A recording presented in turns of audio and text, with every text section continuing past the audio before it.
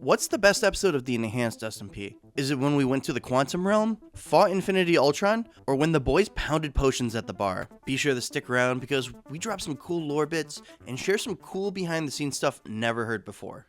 Today we're doing a tier list on the episodes of Enhanced. The last video did really well, so figured we might as well just do this too. We're gonna try to rank this from pure cinema to chaos, not just on like quality of the episodes, but also how it was to make it. RZ, for you, I want you to think about it from like a filmmaking perspective, because I know there's a lot of episodes that were like, oh my gosh, this is a nightmare. And right, definitely. And how we've like improved over the last 3 years. How many years has it been? 4 years we've been doing this? Yeah, it's been almost 3. I mean, if you count favorite, it's been 3.5. Yeah. I certainly don't remember all the episodes, or at least the plot details. So right. I have the RZ wiki in front of me, which is rz.wiki.gg. So be sure to look that up. But let's start with the episode that started it all: becoming custom superheroes in Minecraft. I'm gonna put it in A because it's such a well-performing video. It started it all for us. And the only thing that's keeping us from going into pure cinema, in my opinion, is how we've improved over the last 4 years. Yeah, I think that's a fair assessment. I think we've definitely improved a lot on the quality. I think the start is so good and still holds up as one of the best parts of any episode to this day. Honestly, I mean, comparing it to the way that you introduce stuff, I mean, it's in future episodes, it's so much better constructed than a lot of the stuff we're doing even now. And I think that's just because it was the start, right? This, it's kind of easy. I don't want to say it's easy, but the way that it all unfolded, introducing all the characters, it flowed so naturally. And the suspense and build-up as each character gets revealed is actually felt when you rewatch the episode. I think my favorite part from that episode is actually your line, which is when like we've revealed all the characters and then we sort of hint that, Grease Boy is going to be kind of like a joke superhero, and like you have just like such a real line of like, you're just like, I am so excited for this. It's just like, it adds so much to the tension for, what are these characters going to be? And it gave us the setup for the entire series. I think it's still one of the best, episodes. I would personally put it at pure cinema, but I understand why you want to go in A. And I would like to, I think, let yours weigh a little bit heavier since I made the episode. You're kind of looking at it from an outside perspective, more of an outside perspective at least. Yeah. Episode 2 is where we introduce Current, but at the time he was Current Conductor. That's right. Where did you get the ideas for Joe? Or his powers? The idea for the Current Conductor power was because he was such a fan of Electro. And I was looking at like what the team dynamic would be, because obviously like almost no one knew what their powers were going in. And his was basically like when we were playing with the Fisk mod, he used Electro a lot. He enjoyed that gameplay. And I knew we needed a metahuman. I'm just looking at the lineup. We have like tech-based magic. We have, a couple genetic mutation, and the main one we needed was another metahuman. And so I wanted to do Current as sort of like I guess like metahuman version of Electro, right? Like dark matter based rather than, I guess like you would say mutant. I don't know what you would call Electro, but that's just what I think about him as my head, a mutated being. So that's kind of where it came from, is him playing Electro in Fisk. And I think this episode definitely is good. It starts to lean more into the lore while still feeling like not as heavily lore focused. So again, it's doing a good job transitioning us into the more heavily lore stuff. It shows Pinky fully on screen for the first time, like with encountering us. It's the first episode where Rainbow Defender gets lost, which is hilarious. That's just a running joke that lasts for a while. I think this one's definitely good, especially since this is a time and this is the case for a couple of these episodes, where we have these like that we don't really have as much of anymore, where we have these like hilarious full group conversations. Mm-hmm. And yes, those happen every episode. Or not every episode, most episodes now. But like this one, or these couple in particular, like 2 through probably like 10 or so, we just have so many hilarious discussions at the table at the end, and this is one of them. I would put this one at least in B, personally. I agree with that assessment. And I'm going to try to get you to drop like hidden lore bits throughout the video. Yeah. One of them from a filming perspective is, I bring this up in the Discord all the time. This episode also introduces Ice Light into the series. Right. And originally, I mean, we didn't have a suit for him originally. He was an NPC with a staff. Right. And when we first tried to fight him, he was like, he was literally immortal, and his damage was insane. He killed the boys maybe like 20 times before we were like, oh wait, he's immortal.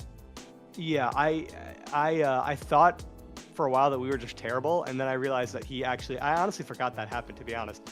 But then we realized his stats were accidentally too high.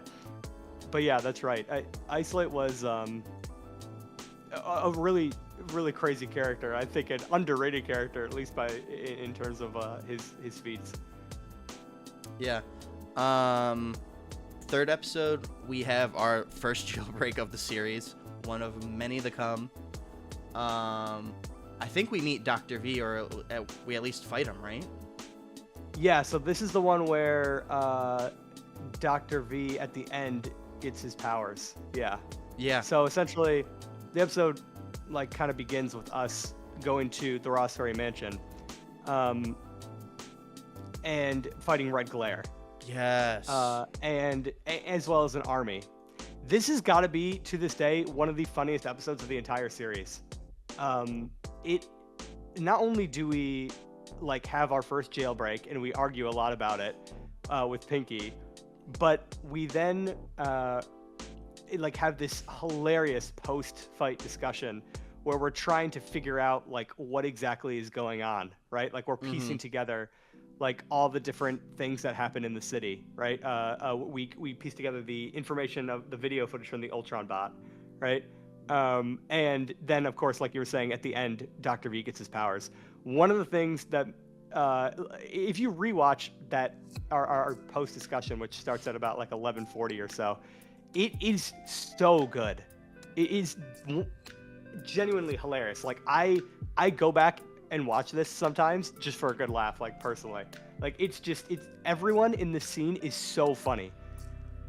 So basically we frame it as if we're the bad guys, right? Or everyone tries to frame it as that. And everyone bouncing off each other, kind of like doubling down on us being like the villains is absolutely comical. Yeah. I think the thing that takes away the most from this episode, if I'm being completely honest, is the thumbnail. The original thumbnail was not good. And this one wasn't the greatest either. I mean, it doesn't really tell you anything about it. Is this when you still made your own thumbnails? Yes. I still made my own thumbnails. If you look, the first one that's made by the guy who now does my thumbnails to this day is the Quantum Realm episode. Yeah, From that point on, it's that, all him. that looks like Quinn's style. Yeah. So, all of them were made by me up until then. I think the only other bad ones are, because the other ones are pretty decent. He also redid the first one. The first one wasn't terrible, but it looks better now with his touch. The Isolite one is also not good. But we'll get to that later. Would you say throw this into B tier? Yeah, I would say this one's a high B. I would personally put this above the other one. Oh, okay. Episode 2. If we're going based off thumbnail, I would put it near the bottom. But it's actually, this episode is phenomenal. I think this episode is really good. Superheroes versus supervillains in Minecraft. This is a good one. This is where we solidify that Pinky was faster than you, and she absolutely kicks your butt. The boys actually save some civilians. I I enjoyed this. We had another massive fight. I don't think this was my favorite episode of the series, but I kind of like the dynamic between you and Pinky here. For me, this is probably like a low B or high C. Yeah, I would agree with that.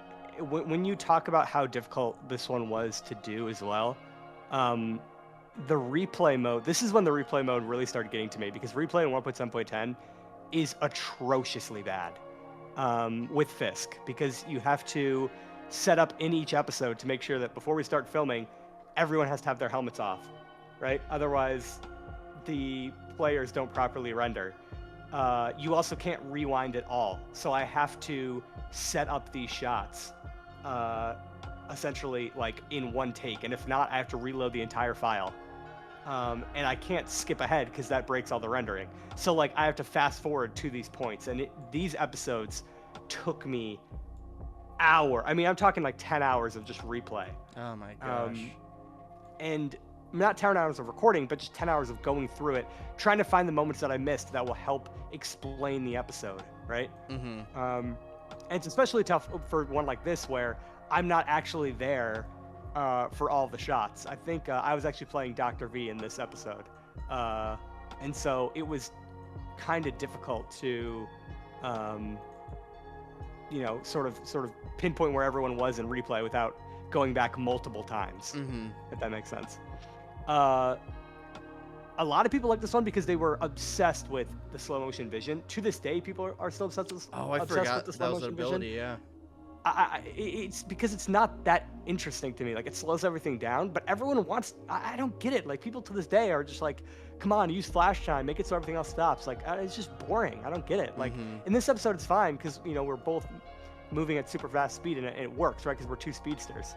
Luckily, that's the only time it actually works in game anyway. In Fisk, multiple people in the area have to use it at the same time. But yeah, and but there are some things about this episode I don't like, which probably could land it closer to C. Firstly, I think I could have themed it better. Like, this could have themed it more as a speedster fight. Obviously, like that's just me, getting better at making videos now. Obviously, I don't love the fact that we cut away from the Rose Rush conversation. The main reason I did that is because I didn't want it to be like really cringy. I felt like it might be, and so maybe in that way it was a good decision. But like, I sort of just say like, hey, we have something we need to talk about, right? And it just gets told later. It doesn't really get shown. So for that reason, I think you can make the argument for it being in C. Okay. But B, I think low B works as well. Either or, I think C probably is a decent place for this one. In C. Thumbnail-wise, it's probably the best one of the best of the group that I made myself. Yeah. But for this next one, upgrading Minecraft superhero suits, I think this is a C, but that's only because this is essentially a PvP video showing off like some of our upgrades and stuff. There isn't like too much story to this, except for at the very end of the video where you see Infinity Ultron. Right, yeah. I think this one is C, if not Chaos. I think, not that it's terrible, but like we have some really funny moments from this episode. Like, this is where Rainbow Defender first says, taste the rainbow bud, like he gets his Iconic. catchphrase. The like, seeing how all our powers go up against each other is entertaining, but there's not really much else to say. And I guess us getting new powers was cool too. Yeah, I'm gonna throw this in the Chaos, to be honest with you. Yeah, I think it fits in Chaos, to be honest. Again, not that it's terrible, but like as an episode compared to the rest, it's not really. It's kind of just chaos rather than an actual like good episode. Also, this is where Grease Boy got his black suit. That's right. He got his black suit. You got your healing beam for the first time. I think Jab got his grenades. Like there were a handful of upgrades. Yeah. That people were very interested in seeing. This next one, I think, is an easy A, could potentially pure cinema, because it's the first time we encounter Infinity Ultron. There's several lore bits where like you see the Didact from Halo on the statues, Skulk Monarch, Kordax, who did not look like Kordax at the time, the Sun, the Anti-Monitor. I mean, it set up so much stuff. This is the first time I think we encountered Entity, and we see the portals. entity literally flies out of a portal from sacred grounds to come like handle us, I guess. Be like, what are you guys doing? And I break lore a little bit in here. I think this is like a solid A, if not pure cinema. What do you think? Yeah, I appreciate that. I like this one a lot for that reason as well. And I do think the idea that Bird Spy gave me, I say he gave me, but he literally, like, in the previous episode came up with the idea of, like, hey, what if we, or maybe it was 2 episodes before this, where he was like, what if we just, infiltrate the lair by having him go in? And that added, like, a great deal of I guess, tension to the start of this episode. I would agree that it's at least A. I think it also, once again, is one of those episodes that gradually pulls you into like how big of a scope of a universe that we're building here, especially with Entity. And to this day, the ending scene of this episode is one of my favorite scenes in that I've filmed to this point. It just comes across so well, of Ultron's conversation with Entity, where he basically says, like, now I kind of, understand what I'm up against, type thing. You also see Ultron res the villains for the first time, which I thought was really interesting. That's right, using the Time Stone. Yeah. And then he also uses the Space Stone to kind of spawn a bunch of his, henchmen. Mm-hmm. All of which who end up eventually joining the Enhanced, since they were forced here against their will. But that makes for an interesting episode for sure. Yeah. That one's definitely A. I have a hot take on this one. Mm-hmm. I think this next one is pure chaos. 100%. It's the first time we see Jeweled Spider, but I remember recording this one and nothing worked. I remember we had 2 people on top of the building that Ice Light was in. Whoever played them at the time just like fell off the building and died. Yep. Whoever was playing the villain. Yep. We had to rely on my shitbox PC for video. Which you'll see like 1 or 2 shots from me in there. And they just look so bad. It does. Sorry about that, bud. No, it's all good. Ice Light breaks out of prison and kills everyone because he was immortal again, I think. Yeah, this is definitely a pure chaos episode. Grease Boy talks in the background because he's over at Joe's house, like doing something else, like Joe's family's house. Oh my god. Joe is like recording with us, and he's in the background. He's like, "What's going on in the event, bud?" Like at one point, he's like, a bunch of people barge into Joe's room while we're having the post discussion. I remember that. There's actually, I don't want to say too much about like our personal lives, but there's actually a photo from this event, like while this was happening, that someone took, because the people that came into his room were like, "Hey, we're gonna all take a picture before before everyone leaves." And so there's literally a picture that exists of Joe in the middle of this episode with like Grease Boy and like, a bunch of his family and stuff standing around, which is so funny. But this episode was an absolute disaster. And to film, like you were saying, I think even more went wrong than you realized. It wasn't just the issues you were having with like your frames and stuff. Like, I think you weren't loading any of the characters. You're like, I see Minecraft Steve. Yeah. He has a pistol, and like Snowcon was trying to give the villagers steak, and it was like breaking his game. Like this episode was not good. Might be one of the worst of the entire series. I would put it below. I would put it below the other one, to be honest with you. Even though this one actually has story. Mm-hmm. And at the end, I randomly am like, "Hey, I can phase now." Like that just comes out of nowhere. You were training. So, yeah, I mean, I was, but it was just kind of a weird and random place to put it, but. This is an interesting one. This is the first one where we meet Tideman. We go to you guys go to the Quantum Realm, encounter Kang, and another prison break, I think. No, we run into Mischief, I think, right? And she absolutely demolishes us. Yes, that's right. Yeah. I feel Oh, go ahead. I really like this one. I'm probably gonna rate it higher than you. Obviously, Tideman's intro is really good.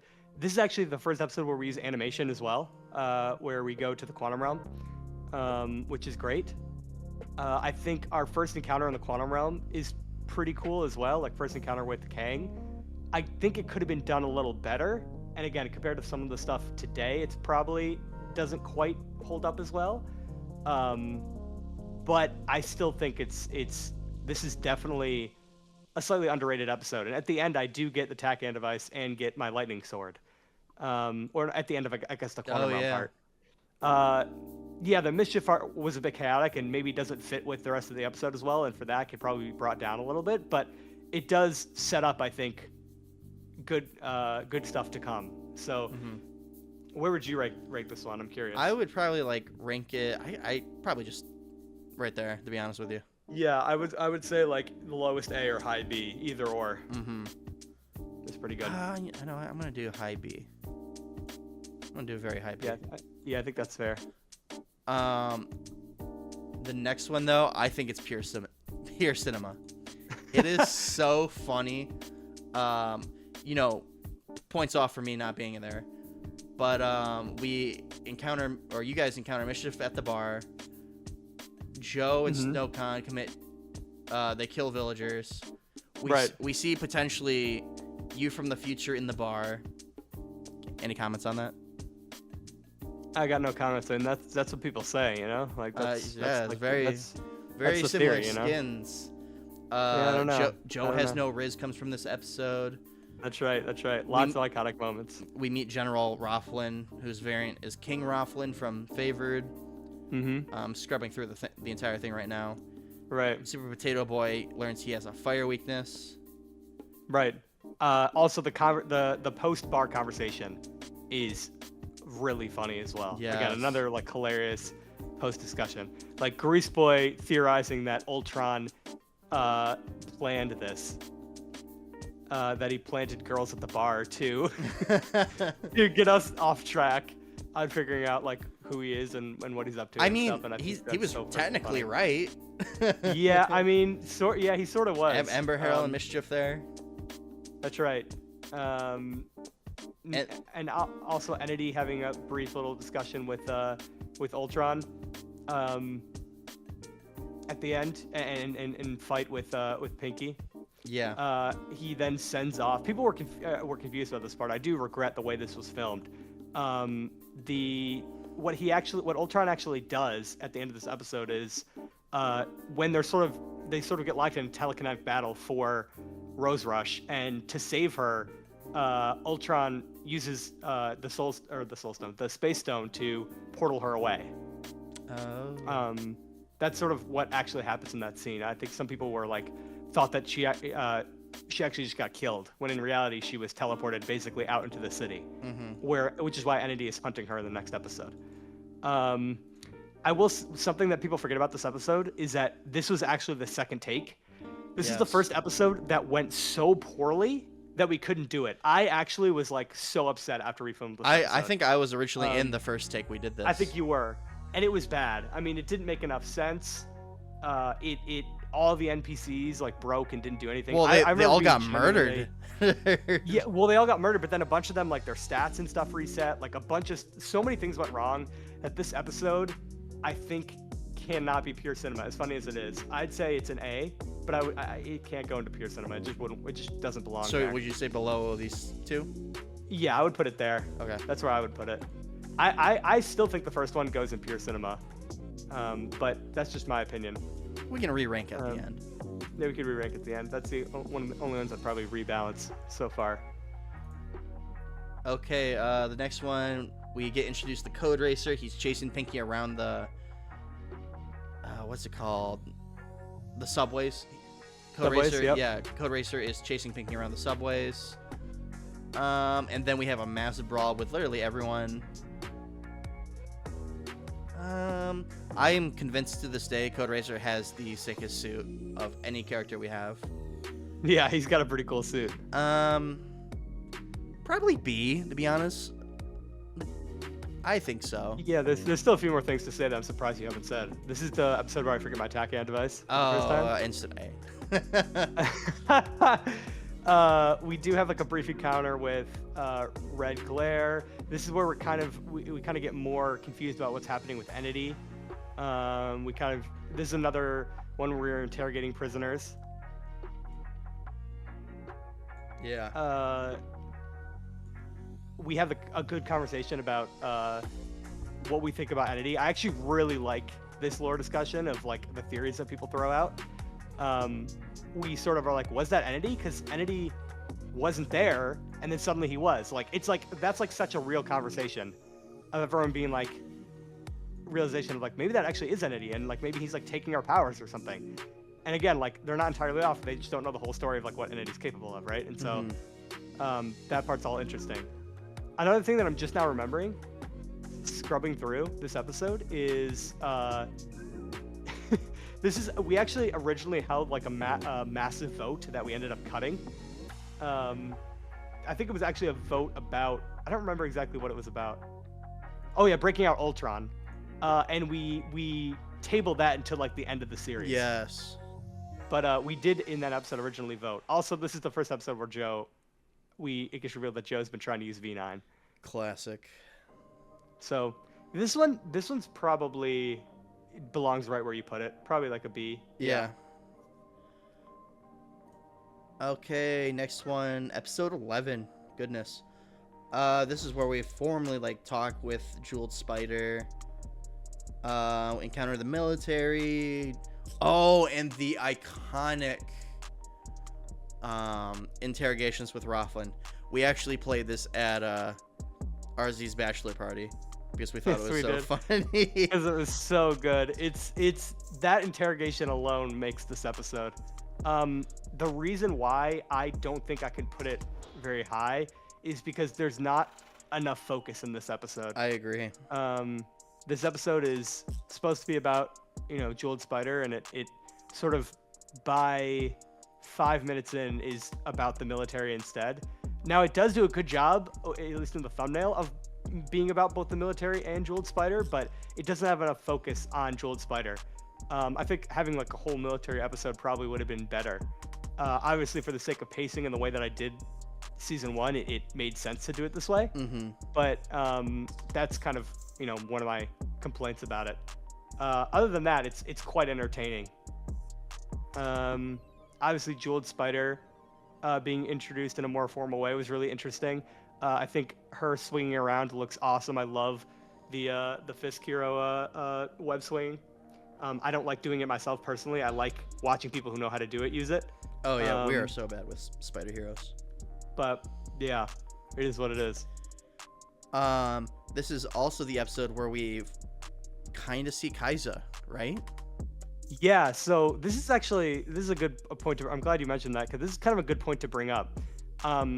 We do see Kaiza for the first time here, but it's sort of unclear, and to be honest, it's unclear to myself still to this day whether or not that's actually like her from the same season, or like the same one that we see on MCX. Mm-hmm. The reason why I say that is because we don't actually have any mention of her after this point knowing who she was previously, right? Yeah. In fact, there's actually a deleted scene in season 2 where Jeweled Spider and Kaiza have a conversation about her being a version of her from a different universe.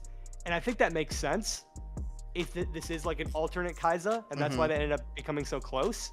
Because not only does she look a bit different with her skin, she has like a little bit of a different design. She has sort of like a kind of like a little crown or like a headband. I don't know what you would call that, but on in this version. But also, it would make Jeweled Spider's story a lot more confusing if we made her from MCX, because she would have to know about Kordak, she'd have to know about Harp, like she doesn't really know any of that going in, and so, or at least it's not really mentioned that she does, and I feel like that'd be a pretty important detail. So to me, this is like an alt Kaiza, and I think that makes the most sense to say. So that's a good clarifying lore point for people, hopefully. Yeah. Would you want to rank this like high C? Yeah, I'd say it's high C. I think it's entertaining for sure, and it's good. But I think with all the way that it's constructed, it's definitely not great. Okay, this one's sick. This is where we fully embraced the animation. Right. Pinky gets assassinated, Mortal Kombat style. Super Potato Boy puts down Dr. V. Right.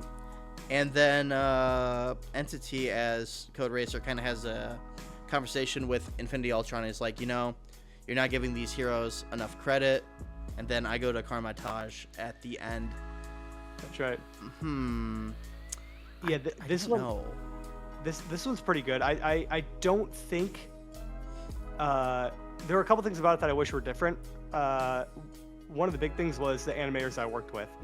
This animator did a great job, but not only did they overcharge a little bit, but they also, which isn't the end of the world, but it's just a fact, they also just didn't really take that fight in the direction that I wanted it to go. And it was supposed to show, me actually being like fully being able to overpower Rose Rush rather than her getting a massive hit on me at the start. And that does kind of change the way that the fight looks to the outside. Obviously, in the end, I do still get the upper hand, but it was sort of a very strange decision, a couple strange decisions that they made animation wise that made things a bit difficult. They also kind of cut off the animations a bit abruptly when I didn't want them to be so abrupt. Both of them as well. That includes the the Potato Boy fight. That one looks great as well. And I think there's a lot of comedic moments in this episode as well that are good, like Snowcon and Grease Boy not mentioning that they killed Dr. V until literally the end of the discussion was so freaking hilarious. And then obviously we have yet another prison break because it gets mentioned like, oh, why don't we just kill the villains or whatever. Actually, what was said? I joke. I'm like, well, we may as well kill all the rest. And then 2 seconds later, everyone decides to go into the prison cells. But yeah, decent episode. Not anything too crazy. I mean, with the animations, it definitely pushes it up a little bit. But again, not as high quality as some of the more recent stuff. Would you put it into like high B, low A? I would honestly say like mid B. Probably. Oh, okay. I'd say I put it like mid to low B. Yeah, like right there. Right there. Okay. Yeah, that's what I would say. The personally. Entity's Dark Flash Army. How to get your thoughts on this episode? I enjoyed this one. We really embraced Joe has no Riz here. Right. Had a massive brawl with Entity. Let's see, what else did we do here? We have like we fight Entity. We trapped him. Capture him for the first time, and he explains basically his story of how he he fully explains his relationship with Ultron and clarifies it for us, or at least from his perspective. Yeah, I really liked coming up with the plan with the boys for this one. Be like, okay, we're gonna jump them. Here's the code word. Right. It was fun to film. I think like a low B. Yeah, I think what ruins this episode is I don't love the conversation between Entity and I. I mean, it's fine. One of the line from the end of his conversation is actually pretty iconic and has gotten brought back into even the most recent episode. Him not allowing powers to threaten the code, and it's a good foreshadowing for him. Obviously, we don't know it at this point, but one of the reasons why he feels that way is because of Kordax, right? And so that's like part of why this line was said, is to set up for his future his future conflict with Kordax. So there's a lot of great setup in this episode, but obviously I think the fight with Entity is quite good as well. Fun fact, what I didn't realize is that the animation that was included was actually the not rendered version of you dampening Entity. I didn't realize that until later. You don't really notice it because it's such a brief moment, but it was the incorrect animation. He sent me the wrong one. Classic. Yeah, I think this one's pretty decent. I would not say it's terrible. I like the setup. I like us trying to recruit people. I think Grease Boy trying to get Ember Hale to do stuff is pretty funny, to help out with the team. And he just kind of gets immediately shut down. But yeah, I would put it about where you put it. That sounds about good. Okay. Episode 14, getting close to the finale here. From a pure lore perspective, I think this is an A. Yeah. I mean, the animations for this one were actually like really sick. Yes, they were. I think the explanation and like the storytelling and lore here is pretty good as well. I think this is a unique episode in that we sort of like this is, I guess, the first of what we call on the back end like the fake episodes, right? Where not that it's a fake, that it's not true or not canon or anything, but in the sense that like it's basically entirely constructed, rather than actually there being like us playing the game. Yeah, I mean, this is a lore building episode. Right, but it's one of the better lore building episodes for sure. I think A is a decent place for it, if not high B. I actually might personally put it high B, but I think A works too. Yeah. This one, okay. This is the finale for season 1. Mm-hmm. I would put it in Rainbow Defender sacrificing himself, us going to the other world, all the other threats coming. I just remember it was chaos while filming.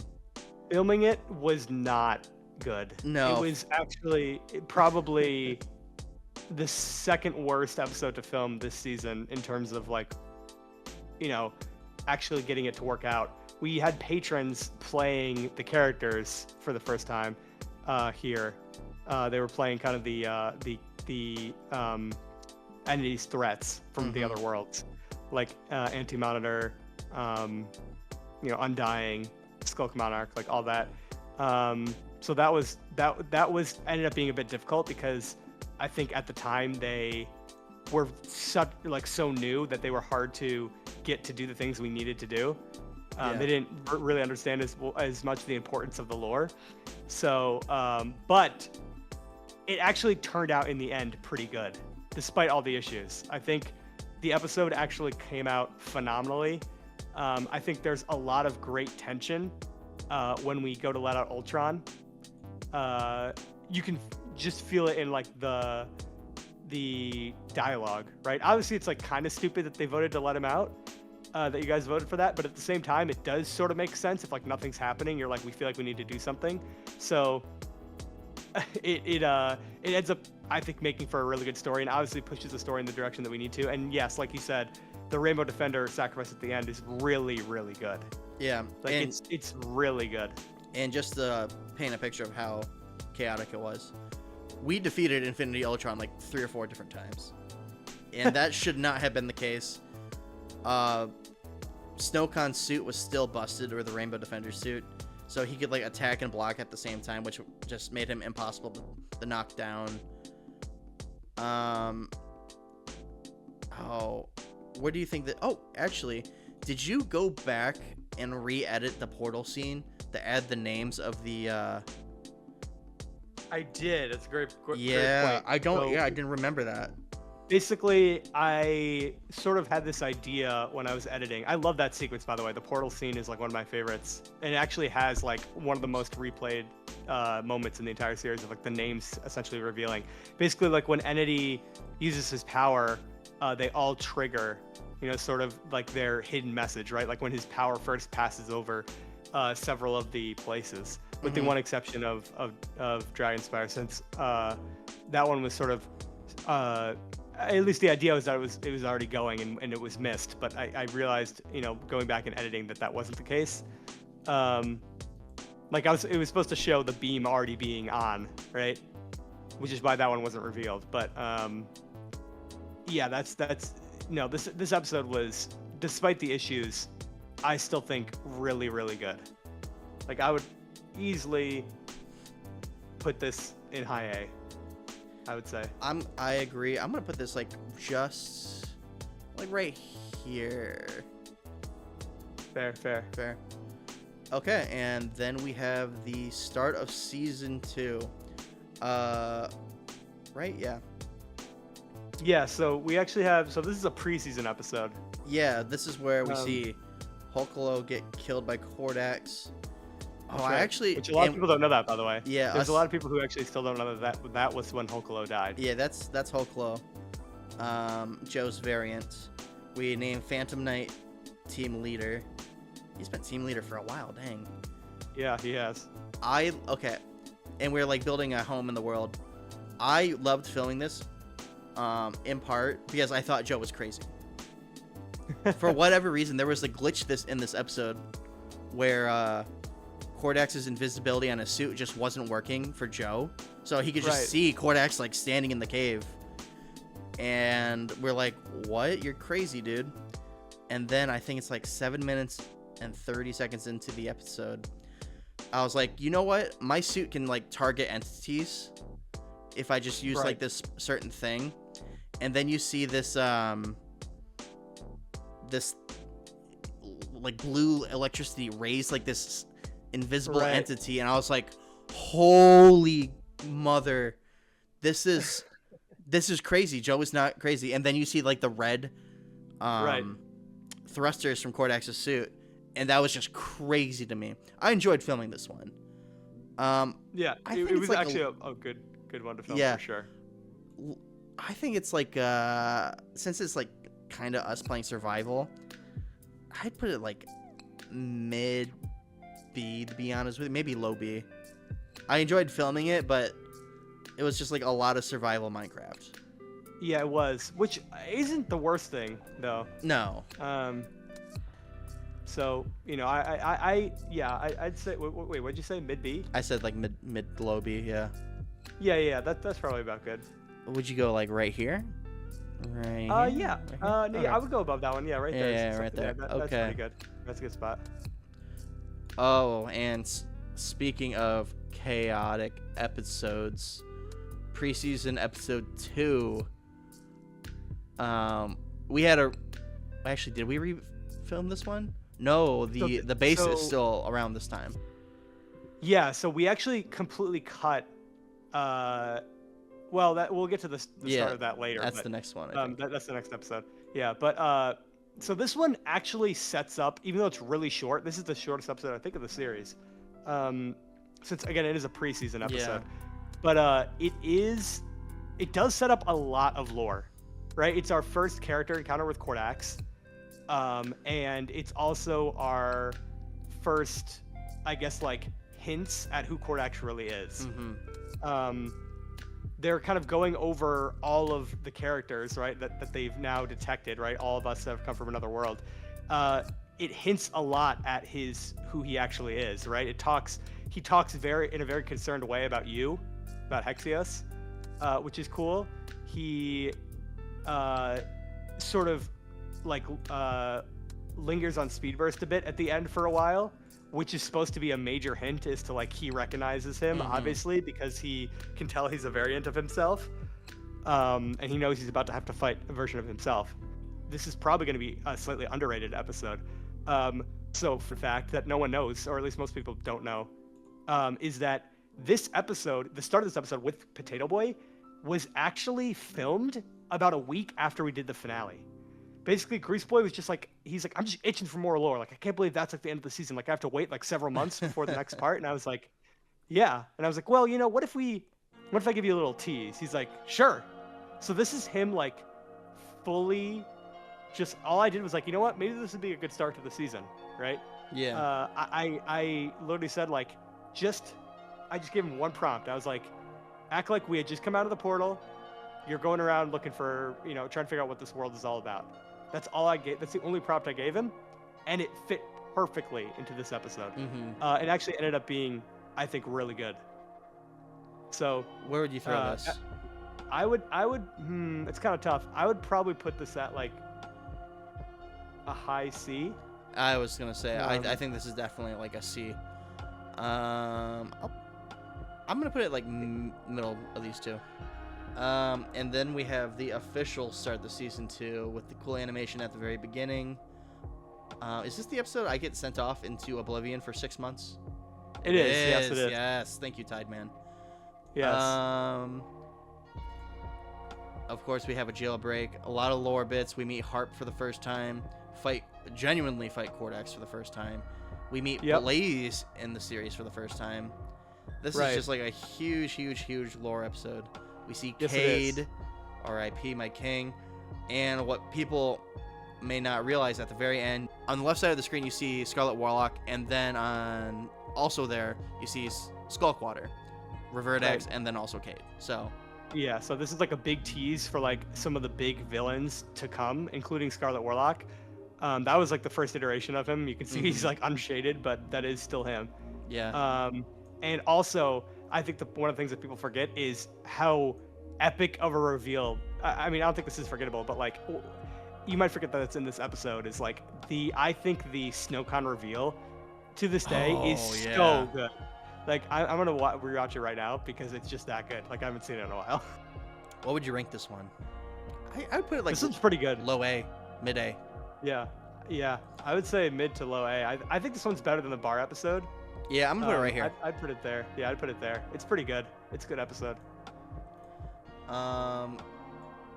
Next episode we see Harp raiding a warehouse. Let's see. The boys kind of like integrating with the Harp base. Like we see the Hall of Heroes where Shadowbolt, Bird Spy's variant who died in the world, killed by Cordax. Oh no, he was killed by Dead Zone, right? Who? Sorry, Shadowbolt? Yeah, killed by Dead Zone. Shadowbolt was killed by Dead Zone, yes. The other version of you, air quotes, killed by Cordax. Hulklo killed by Cordax. This is also, there's this episode. The only action really is at the start, but this episode sets up so much good lore. Not only for like SnowCon's, debut, obviously, and explaining who he kind of is, this version of him, rather, but also I think it like hints at a ton of stuff to come. Obviously, like more teasing of like the V9 storyline. This is really when the V9 addiction really kicks off for Joe. Obviously showing, some characters that are going to end up being really, really important down the line, like Shadowbolt and his relationship with, to both Dead Zone and Cordax. Yeah. The Speed Burst, information that dropped about, him being RZ with the X, like that's like another hint, right? Of why he's RZ from this universe is me, right? So there's a lot of good setup, even though there might be not as much combat happening. Obviously, we get introduced to who Cordax actually is. We get the explanation for him and kind of the state of the universe. Explanations for you as Cade and as Orange Bat. How no one actually knows who Orange Bat really is, right? Like, obviously, we don't figure that out for a while. There's a lot of good setup in this episode. Yeah. And because I think it's going to go down as being slightly underrated. And, of course, we get our new suits at the end, which are all awesome. Yeah. Super Potato Boy got, like, jacked with his new suit. Yes, he did. I would put this in, like, a solid mid to low B. Yeah, I would say mid B. Like, probably I put it above that one, probably, like right there. Yep. Yeah, maybe even. Yeah, no, that one's there. I think it's one of the higher like lore ones. Yeah. For sure. Okay, and then this next one, Minecraft's Greatest Superhero Teams Collide. This is just like us showing off our new powers, our new suits. Not like too much lore stuff, I don't think. Let me scrub to the end of the episode. Yeah, not until the very it's just end. us battling, and then you see kind of like a Cordax prison type thing where I think this is the location where they're holding Dead Zone, right? Yeah. Yes, so we actually teased Dead Zone right here at the end. Also, you can see Jeweled Spider in the prison there. Yeah. In the background. Fun fact, I don't think you could see it because I purposely cut around it, but initially, if you go to about 11:16, where you see this last shot of Dead Zone, the Scarlet Warlock actually is standing in between Cordax and Reverdax there, but I realized I was like, no, this is not the place to set him up, and so I purposely angled the camera so Oh you couldn't wow. see him. But he was standing there, but obviously canonically he's not standing there. And That's something that I just remembered. another thing which I think you cut out is maybe it was later in the series or season at that prison. There were other like characters in the cells other than just like Jeweled Spider and stuff. I think we had I don't want to say the variant for Ice Light. Who was it that was in there? So we had, I think we didn't show them all in the series, but I think there was a Crossbones in one of them. Yes. And then there was there might have been a Captain Cold variant as well. That's what it was. Yes. But I don't think any of that actually is canon. I think No. that's just what we ended up putting in. Yeah, we did. We never see it in the actual episode.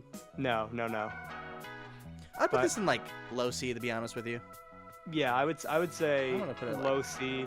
I would say it lower than those, to be honest. Yeah. Okay. Just because again, it's not really a lot happening. The fighting is interesting for sure, and like us testing our powers is interesting, but it's not really like, in terms of storytelling, it's not really anything crazy.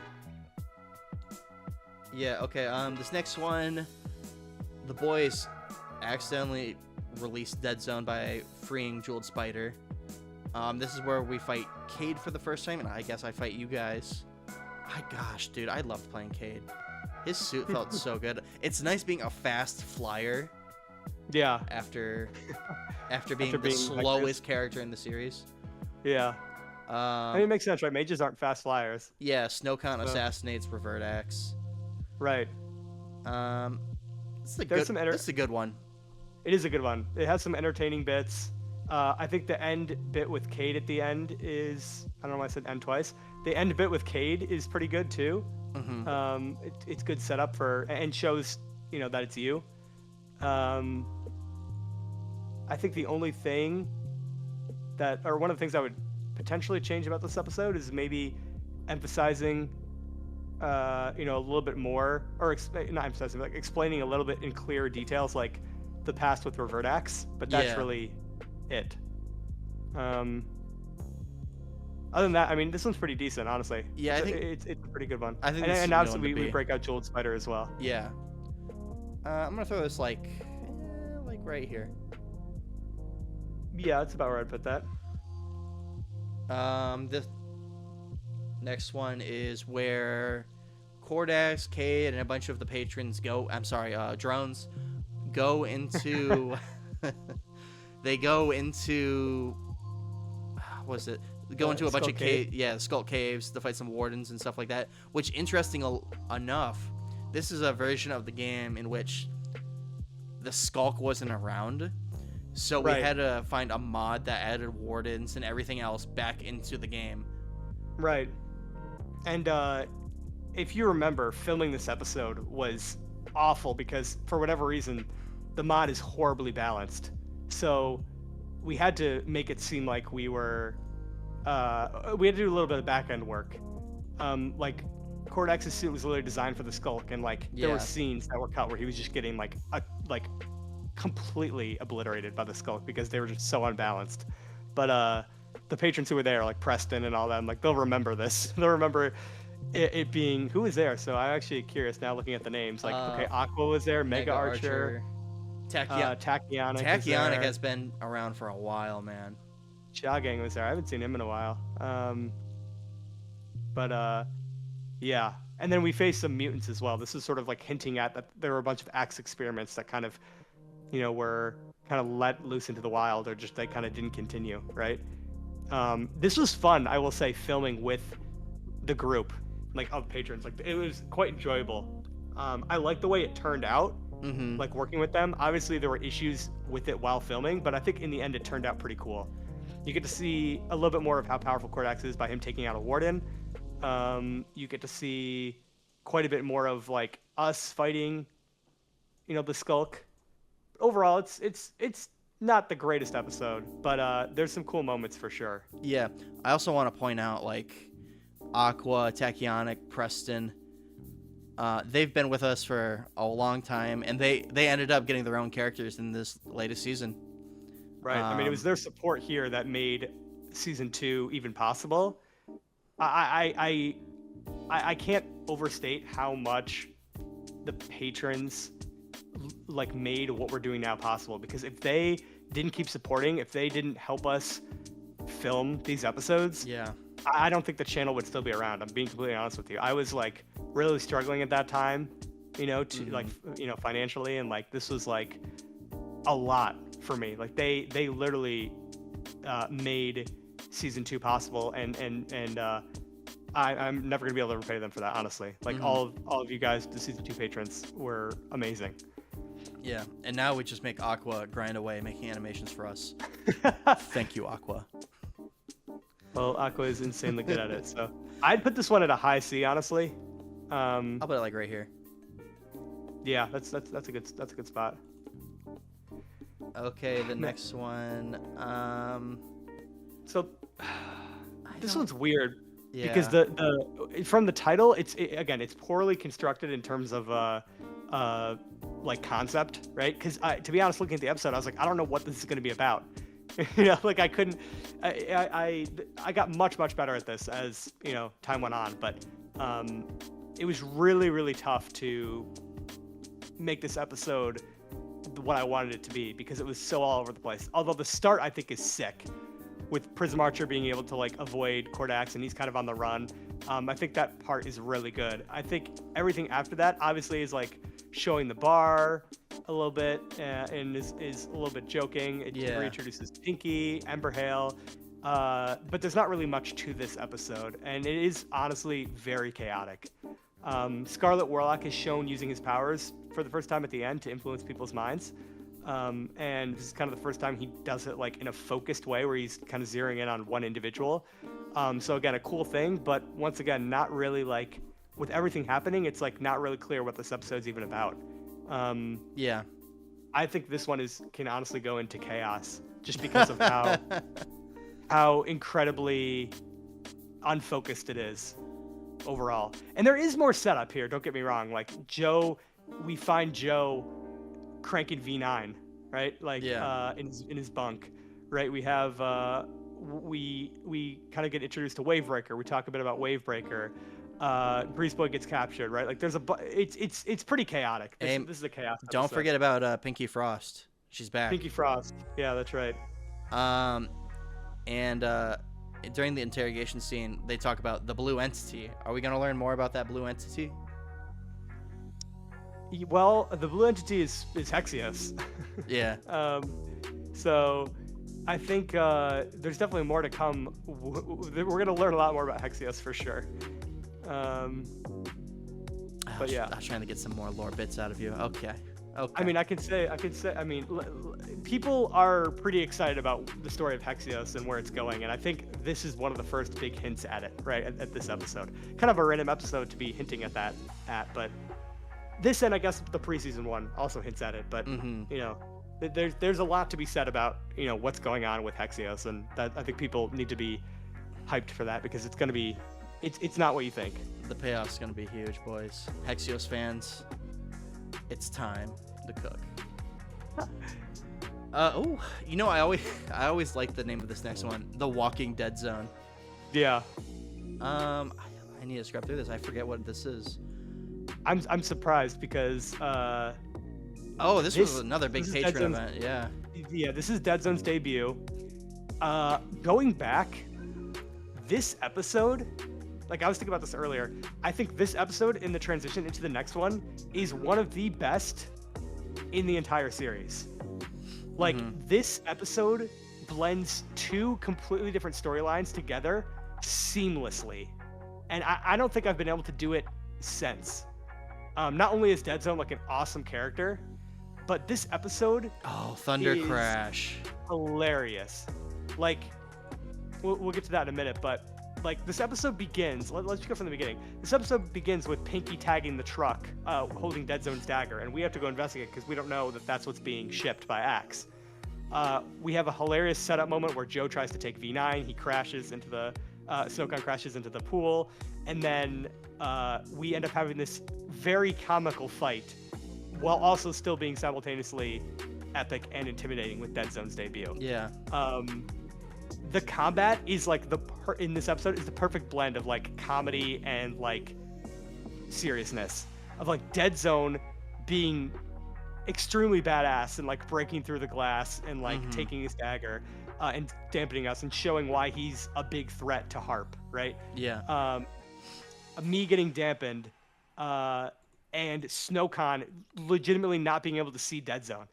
Like, I to this day I don't understand how he's not seeing him. Like, even when you watch the clip back in slow motion, you're like, he's looking at him, but he just somehow doesn't register that he's there. It's wild. Hilarious episode that also perfectly blends Dead Zone's like dampening with Joe's storyline, right? So Yes. it takes that Harp Dead Zone storyline and perfectly blends it with like Joe's entire future. Like, Dead Zone inadvertently creates Thunder Crash in this episode, and I think that's epic. And also this experiment was pretty fun too and pretty cool. I think this one's an A. I think this one's a solid A, to be honest with you. A. Okay. I'd say let's it's put 'em like- I would say like right here. Yeah, I'd say that's pretty fair, honestly. The thumbnail could use work, but we're not judging the thumbnails. A new Hulk is born. Thunder Crash. He literally escapes the prison. You see Cade kind of hesitate to like finish him off. Because he knows previously that he got Hulkalo killed. Yeah, that's a little hint, and also a little hint at like his future switching back, right? Yeah. Orange Bat's debut, Yes. alongside Dead Zone, obviously makes a lot more sense once you go down the line, but here it's supposed to be very much up in the air. And honestly, like, what we were going to do with this character was a bit up in the air at this time anyway. So, Joe learning how to use his powers for the first time, I think that whole sequence is actually really fun and really like informative. I think the only thing I would change is maybe make his progression into being able to control his powers a little slower. Yeah. But other than that, I mean, in the episode it worked, but like in terms of like maybe episode to episode, like I would have had another couple episodes where he's like still struggling to control it a little bit, which we sort of have coming up, but not because of his own reasons, because of other reasons, right? So, that's sort of this is still a really good episode. I would say this is like a higher B. I don't know what you think, or like a mid B maybe. I would say this is like definitely a mid B. Mid B. Let's go like. I would put it like up. I would go right there, literally middle of the B, middle of the pack. Yeah, I think that could go anywhere right around in there for sure. I have a hot take on this one. Yeah. Okay. Go for it. You're gonna disagree with me. I'm putting this Sure. I'm putting this in pure cinema. This Really? was so fun to film, even though like from a like technical standpoint, the game was like lagging like crazy, and like I had to play Snowcon in this episode because he wasn't there. I remember he got back at like the last Kang second. stuff and seeing like the alternate variants of like Star-Lord, Tide-Man dead, Spider-Man got killed, all this Right. stuff. And even in the prison you see Deadpool, Wolverine, I think, Black Panther, Right. Fisk himself, Right. Fisk himself as Senor Cactus. Senor Cactus. We also yeah. had Brazaro, which is like a Brager version of Superman or Bizarro. Yeah. R.I.P. favorite. Yeah. Which, and- by the way, and Brager, yeah. this is a lore bit, which, by the way, implies that a Superman Rafflin exists. Or at least to me it does, right? Either exists or existed, right? One of the two. Maybe, yeah. But, that's, you're right, with Bizarro kind of being like, not his like reverse, but like kind of his alt. But yeah, and then obviously like I think honestly I would say I would have put it in high A, but if you think it's pure cinema, I mean I think it could go there for sure as well. Yeah. I think it could, because it is actually, Sabri did a phenomenal job with the build on this episode. Yep. Phenomenal. We mentioned in the last video that the King account, like King the Conqueror, is literally Sabri's Minecraft name, and he's very passionate about this character. This is such a fun episode to do. Yeah, I just personally wouldn't put it above like some of the stuff we have in A.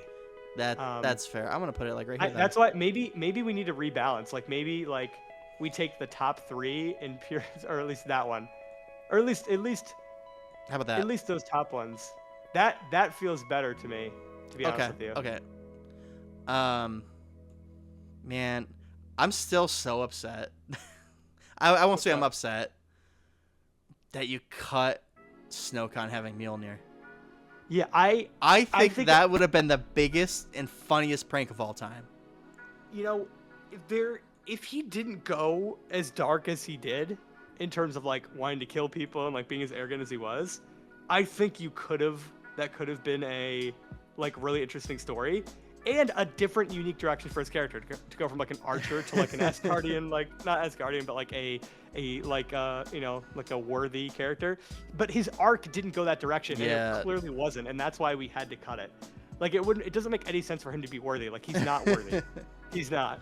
He's no. He's definitely, he deserves to have, you know, to be powered up for sure, and he will be. But like it's not like, you know, this is not the time. This was not the time for that. Look, I'm just saying, Thor and Snowcon have a lot in common, right? Yeah. They both like smashing potions. They both like fighting. Okay. And that's it. Yeah, I guess so. Yeah, I guess so. Next one is, this is where we see, I don't know its name. The Phantom type thing, like almost like the Code Wraith. The code, is that what we're calling it? Yeah, the Code Wraith. Yeah. This is very interesting. Phantom Knight Penthouse. Or sorry, Code Reaper. Code Reaper, that's what it was. I was like, wait, that doesn't seem right. I touched it to my skins. I was like, yeah, wait, that's wrong. Code Reaper. Yeah, this one is, I think, actually really good. The way that I filmed this one was crazy because I didn't want them to know that we were doing time travel. So the way that I put this one together is I actually started by filming the part that you see post time travel. So like the way the episode actually starts when we filmed it is at about 3:28, right? Mm-hmm. When I like go back to the bar and I'm like, why is everyone back here? Right? Like what's going on? That's actually how we started the episode. And because of that, I think that alone puts us in A. I think like the way that I framed it, I'm really proud of. I think the way that this episode was constructed was good. I think it does a good thing for the lore, right? It sets up Entity being involved while giving you like the swerve of it, you thinking it's a time wraith, but it's not because it has, you know, like a staff, right? Like a scythe. I'd say this is an A for sure. How about like middle of the A pack right here? Yeah, or maybe even lower in A, but yeah, maybe one above that, honestly. One above the bar. That's my personal take, but okay. Fun fact about this episode: the Code Reaper, when we were filming this one, I forgot to take myself out of creative, so the boys could not hurt me. Right. Yeah, that was kind of embarrassing. My bad. Another fun fact that I remember, when I actually time travel, which is at about, what is that, like 2 minutes or so? Yeah. The game actually crashed. And I saw this moment as a way for me to, like what you actually see is me looking at myself, realizing like about 2:15 that like we're crashing, and I can turn this into how I time travel rather than doing an animated scene. Yeah, I remember. Yeah, we were having. Yeah, it was a good way to use that to our advantage, to be honest. Because I remember filming that in the game, legit crash, and we're like, Right. and you're like, that's perfect. Yeah, it was like an on-the-spot decision, right? I only had seconds before the server was going to close, and I just came up with that idea, and I was like, and I looked at it, and I was like, this is perfect. Mm-hmm. It's overall a great episode, and us using time travel to change the story very slightly, right? Mm-hmm. Oh yeah. So Skulk Water. This is such a good episode, dude. I think this is a good episode, but I also think this episode is overrated. And the reason why I say it's overrated is because the only reason it got views is because the title and thumbnail are so sick. Not the only reason, but like people clicked on this thinking it was something else. If you look at the analytics, this episode is one of the worst performing because the drop off is so big. It's like it goes to like 20% viewers because people click on it not thinking it's like a lore thing. They think it's like me talking about a secret symbiote project that Minecraft was working on that they're no longer doing, right? Like it was one of the best performing episodes of the year. Actually, it was the best performing episode of the year, but it wasn't because of the actual content or the lore. It was because of the idea of the Skulkwater symbiote. So that I think alone personally takes away from the episode to me. Even though obviously it did well and it did bring a lot of new eyes, a lot of people clicked on it not liking it. So I think the actual parts though of Skulkwater are really good and funny. Yes. To this day, I still get angry watching that part back of like me trying to chase Skulkwater and everyone else is legitimately like getting distracted by other things. Like I'm actually I can tell you're genuinely mad in that one. It's so funny. Yeah, I'm extremely genuine. I'm like, boys, there's much more important. You can hear it in my voice. I'm like, there's much more important things happening. Obviously, it works perfectly for the story. Like if I can have like real emotion or like real annoyance, it's actually quite entertaining and good. Yeah, I remember. So what people don't know, a fun fact about this episode is when they let out Skulkwater, I'm trying to find the scene. The way we did that, like the thing opening was I was hidden in the corner, and I think my instructions were if someone hits this switch, let out Skulkwater. Right. But what would have happened if no one hit the switch?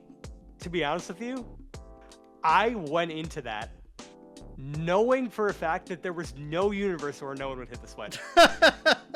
Like that is honestly what I went into it knowing, because they can't help themselves, right?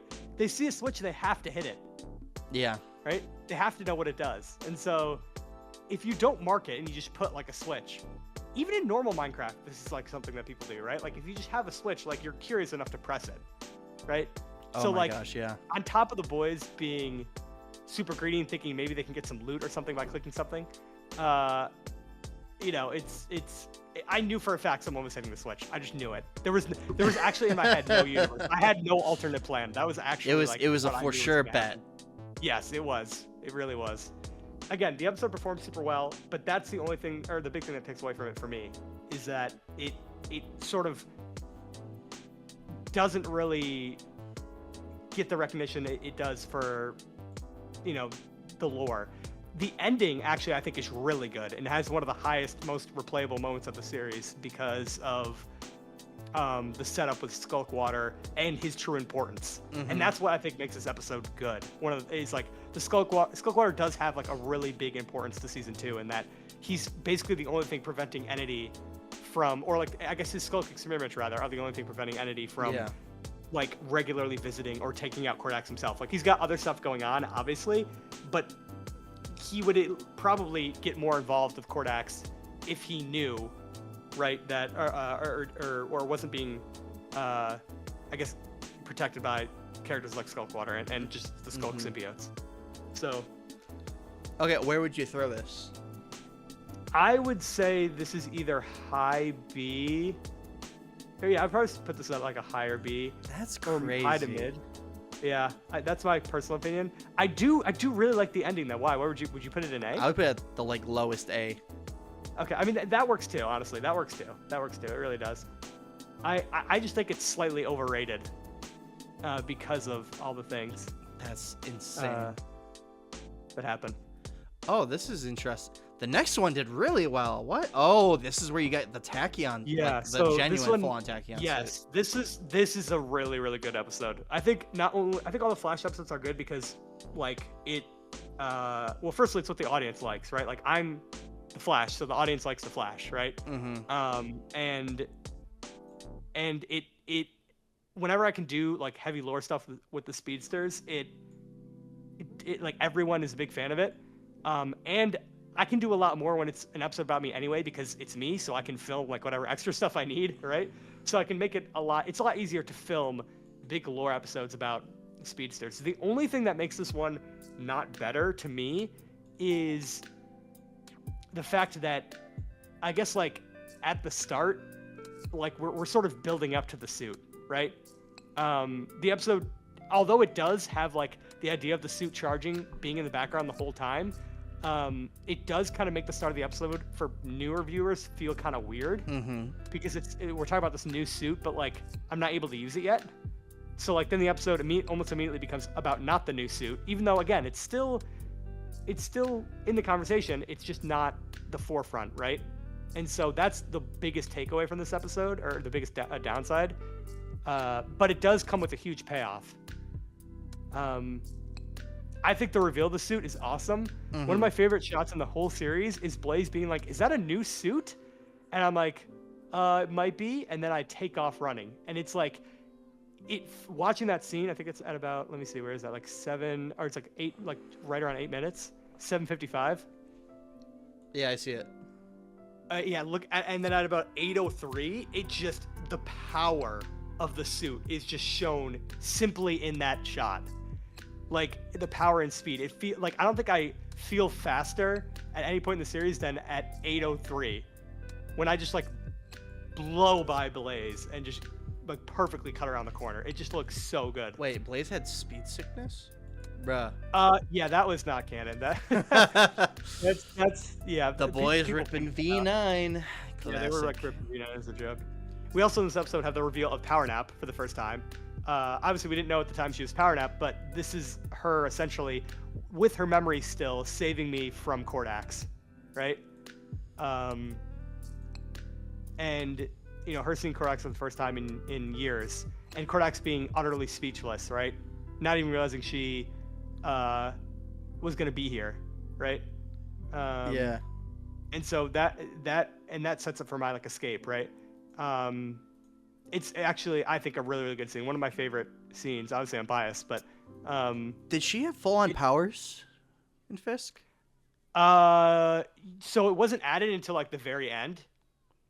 But she did end up having powers in Fisk, but it wasn't added until like literally like right before we stopped working on the pack. So but yeah, and then the fight with Reverdax was fun, right? The reveal that he's Cordax, right? More lore stuff is all pretty good. This to me is an A episode for sure. I think it's better than the Skullquater episode. I'll put it like right here. That's what I was gonna say. Probably better than the lore one. I don't think it was better than the time travel one, though. Yeah. This next one here, this is where Tideman's powers start glitching out, and we see what's his name? Hexios, for the first time in a long time. And also, this is where Jeweled Spider dies, I believe. Yes, it is. Yeah, this is where she dies. Yeah. Yeah. This one doesn't have as good of a focus on Vibe Man. Although there is Vibe Man at the beginning, middle, and end, so it is good. His vibing abilities are pretty useful and pretty cool. It does set up for good story, and I think help kind of show that Tideman's powers are advancing and he's getting stronger. We also do see a peek at Rizmu for the first time. Yeah, in the bar. Yeah. Obviously, the death of Jeweled Spider is actually pretty crazy. And does add a lot of weight to the strength of Cordax, right? Like we're all fighting him, and he still manages to take one of us out. I think that was the right story decision for sure. And then this is also Iron Prism getting dethroned as leader. So the thing that makes this episode, And the end is also really good, where we Tideman vibes Cade, or sorry, Tideman uses Cade to vibe Hexios in the Skulk dimension. My boy is alive. So that part's pretty cool too. Middle of B. Yeah. Yeah, I'd say like lower B. Lower B, like here-ish. Yeah, that sounds about good to me. Yeah, right there. This is where Blue Cade comes in. That's right. This one's pretty good. It does a really good job of keeping the theme the entire time while also showing a big development for Cade, right? Like, it's not about Cade, but it incorporates Cade's switch into the story perfectly.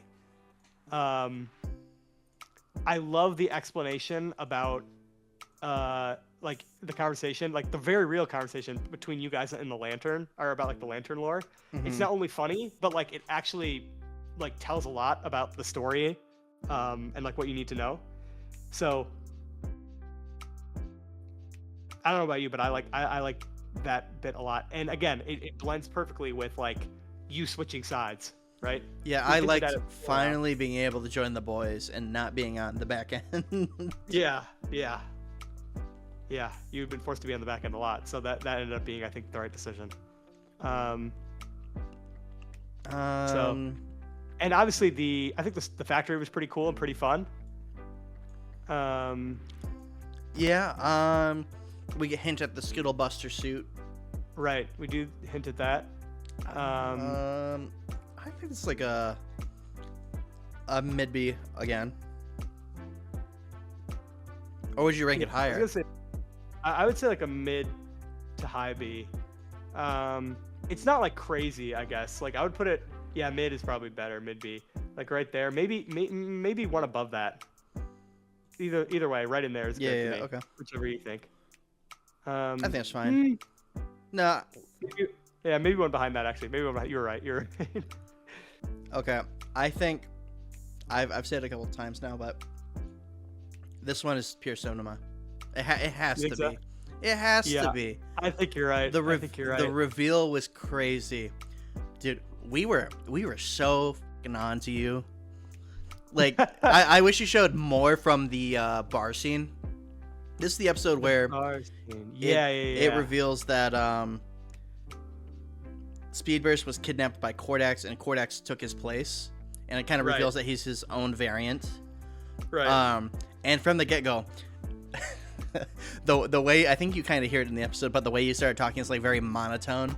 Right. And that was like intentional, right? Yeah. You're like, oh, I don't know where Kordax went. It's very weird. And then I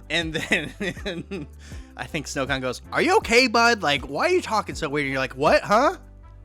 No, so what was funny was I actually got major cover from Snowcon's computer like breaking. And so like it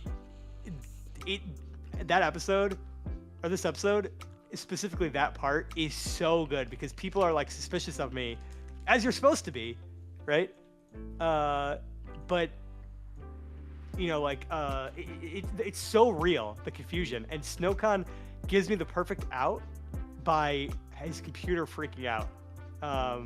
And the best part is the leader like kind of leans into that a bit. He's probably like, I haven't asked him personally about what he was thinking during the episode, but I do remember thinking that he kind of felt that like, oh, maybe I was like tired or something, right? Because like everyone else is kind of like something doesn't make sense here. And one of my favorite bits about it, but he's just kind of like, yeah, let's just go back to base, boys. Like, come on, Snowcon's just like an NPC, right? I think actually Jab backed him up. It's like Snowcon's an NPC. And when we get back to the base, you guys are still so uncomfortable, right? Like you could tell, like, yeah, there's just something wrong, but you don't know what it is, and I love that. Like, I love that. Like, I personally felt like real tension too, as did all of you guys, because you guys were like, there's something wrong with him. We don't know what it is. You had a great idea, by the way, of thinking that maybe it was something like my mind was being messed with. That was also a phenomenal idea. Like, you guys discussed, like, is that really his suit? Does he usually wear the suit under that suit? That's what I was going to ask. So I don't think you show it, but like, I had a sidebar as everyone like was teleporting back to the base. Right. Like me, Snowcon, Joe. I was like, boys, look at this, look at this, look at this, and it's the like OG like Speedverse suit, like on a suit stand. I was like, yeah, is that something he would like wear underneath his Tachyon suit, right? Or not? And I'm like, no. Wait, was that like a detail in there, or was that just like an oversight? No, that was I definitely wouldn't wear it underneath the current suit. Okay. So like that was it was like it wasn't really intentional, to be honest with you, but it was a good thought. As to like if that was like a way to trick that it was me. Like I'm glad that you were asking questions like that because it made it so much more real. But it was not intentional for me to be like, okay, I'm gonna purposely put the suit here to like lead them. Like no, like legitimately, like I would not wear the suit under my Tachyon suit.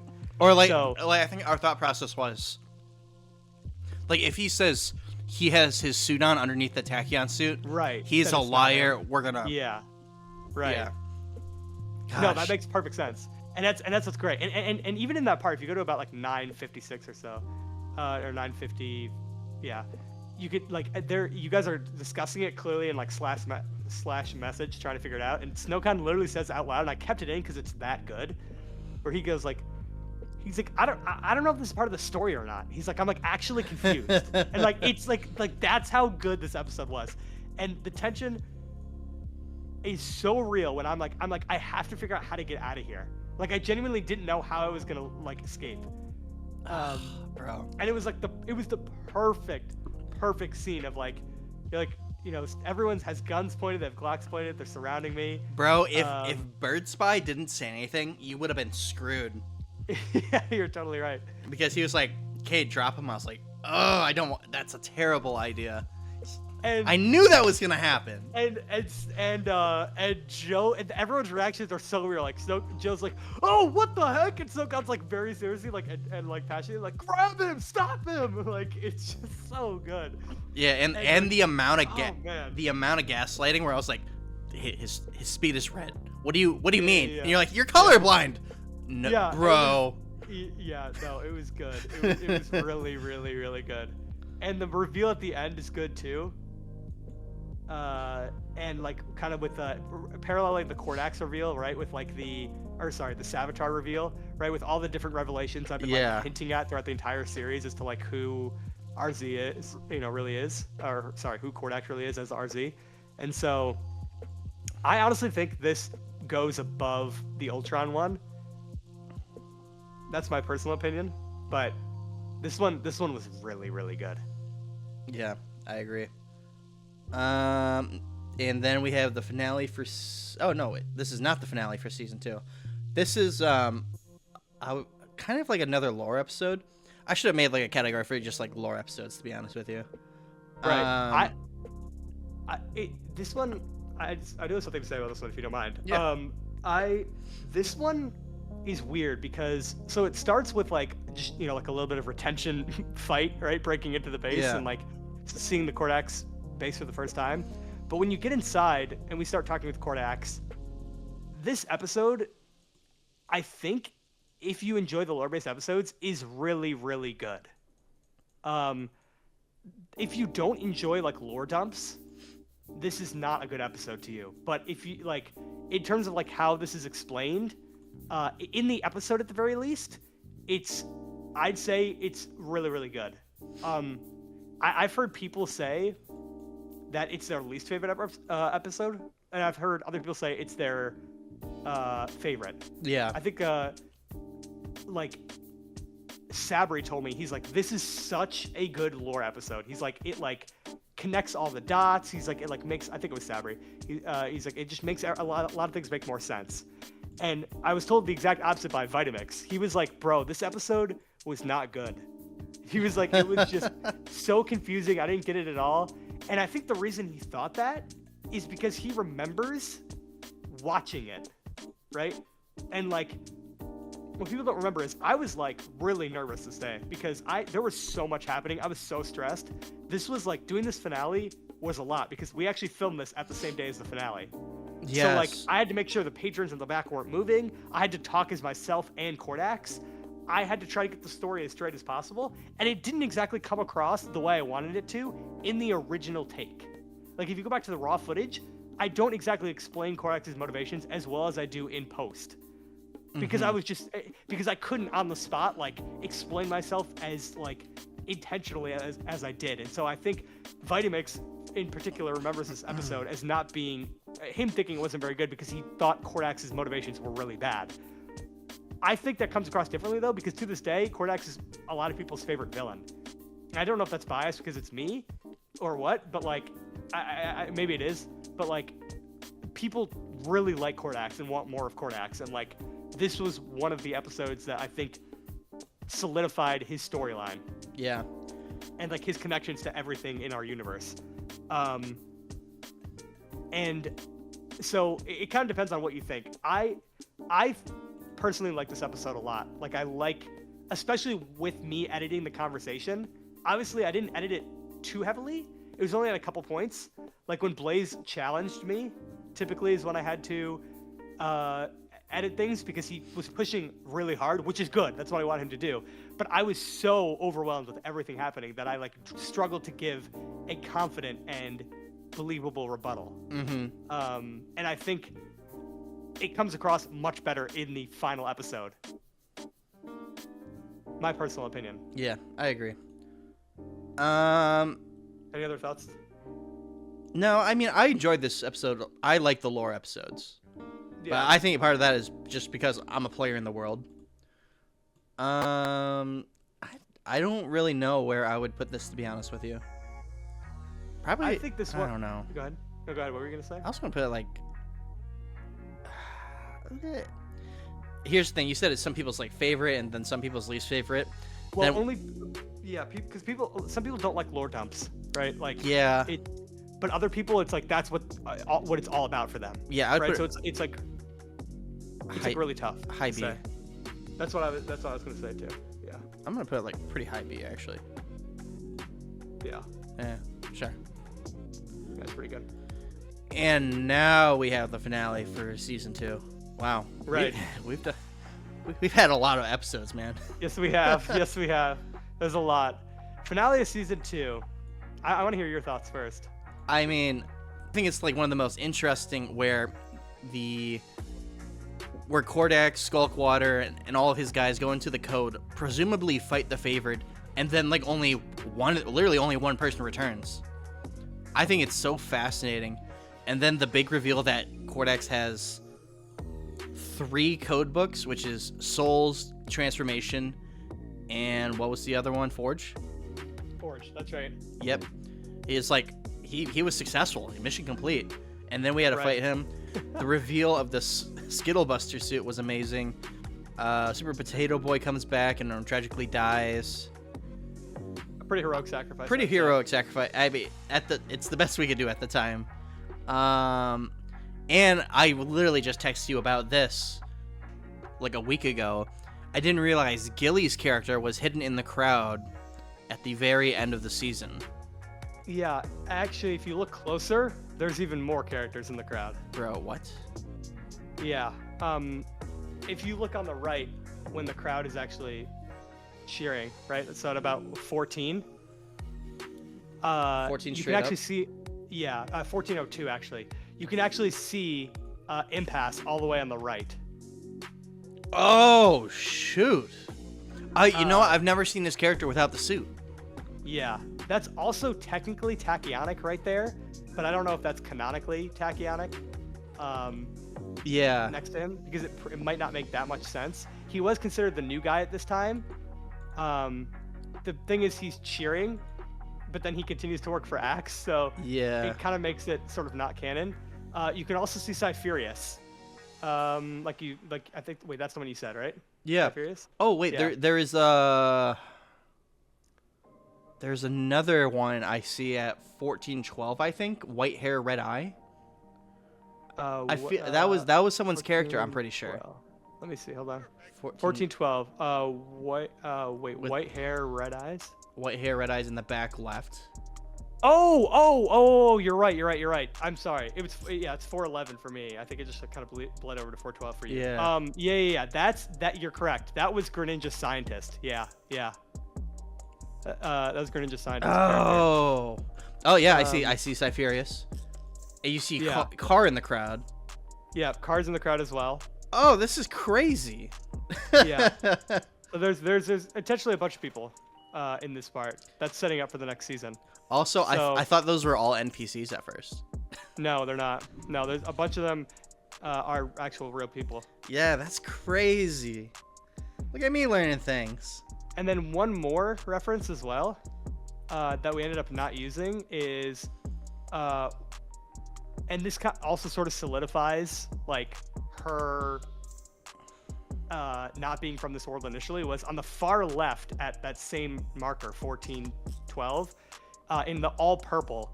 That is meant to be Madame of Horror's or Jeweled Spider rather's variant from this universe. Oh. And yeah, it looks like she's wearing like a purple dress type thing and yeah, purple hair. she was gonna be like a purple poison ivy. That was kind of the idea. But we never got to doing that character. So. Dude, that's so interesting. Right.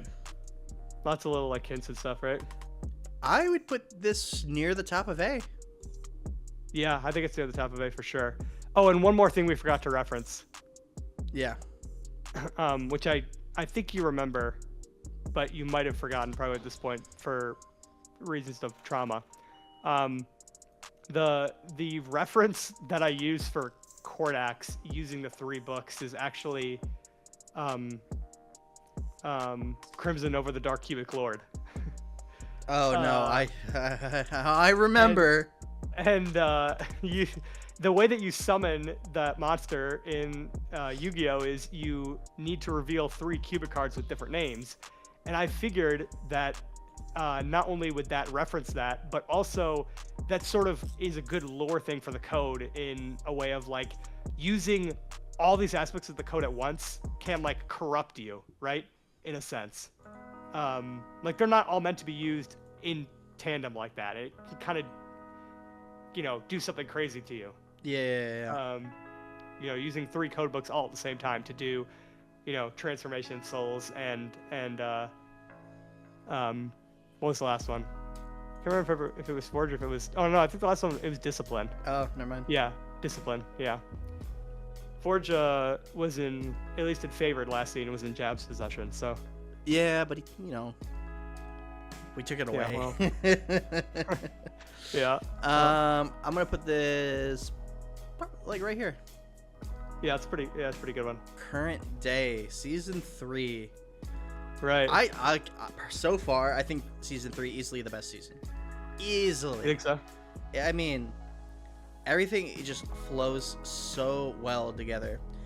I think we've had a lot of like technical issues. Yes. And compared to other seasons, but the way like the editing flows, the story works. I mean, I think this is a lot of A's, dude. A lot of A's. Think so? Oh, 100%. And like we got Quackers on the team now, and Aqua working triple time. Hurts. Right. Yeah. I mean, even you see it in the new animation style in the first 30 seconds here, with like Scarlet Warlock grabbing Quackers. Right. It's going in A. It's going. Yeah, I think it's in A. It's going pretty high in A. For sure. I think my favorite scene, one of my favorite scenes in this whole season so far, is legitimately the ending scene here, of like all of the kind of all the Vanguard. Yeah, for the first I thought it was pretty cool. Is so hype. And it's like this is like my tribute to like the people who have made the Enhanced possible to this point, right? Mhm. Everyone's getting like a slot, and so. Episode 2. Greninja Scientist. We meet Gilly and Hydro. Well, we encounter Proto. Sabri, Thor. Yeah. Yeah, Sabri, Thor for the first time. We fight Orange Lantern. What happened to Greninja Scientist? Did he die? Yes. In fact, in this episode, he dies. Oh. If you go to about 11:37. Oh, yeah, I see. It hurts do the head turn. And... Yep. Okay, yeah, so sorry, Greninja. You've been written out of the series. This was a fun one to do. I'd probably put this in B. Not A tier, but probably B. Yeah, I'd say this is like a lower B for sure. Yeah, I'll probably put it like right here-ish. Yeah, it's probably about good. Okay. Now, I remember this next one. This was recording-wise chaos. Yeah, I would agree. Because when we fought Impasse for the first time, he didn't have his keybind set for his powers. So we absolutely just destroyed him in like 10 seconds. Yeah, and then the second time we also destroyed him because the boys decided to actually lock in for once. And then at that point we were like, all right, now I guess like we just have to leave it at this. There is a reason for why we kept it this way, and that's because like there's gonna be a lot more coming for Impasse for sure. Yeah. You know, like his story is not even close to being over, and so that is my biggest regret from this episode, is not you know, doing more with him, at least a little bit.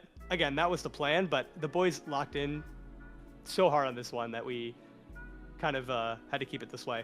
Also, we had a lot of issues even with the next part where where Dead Zone throws a body through the window.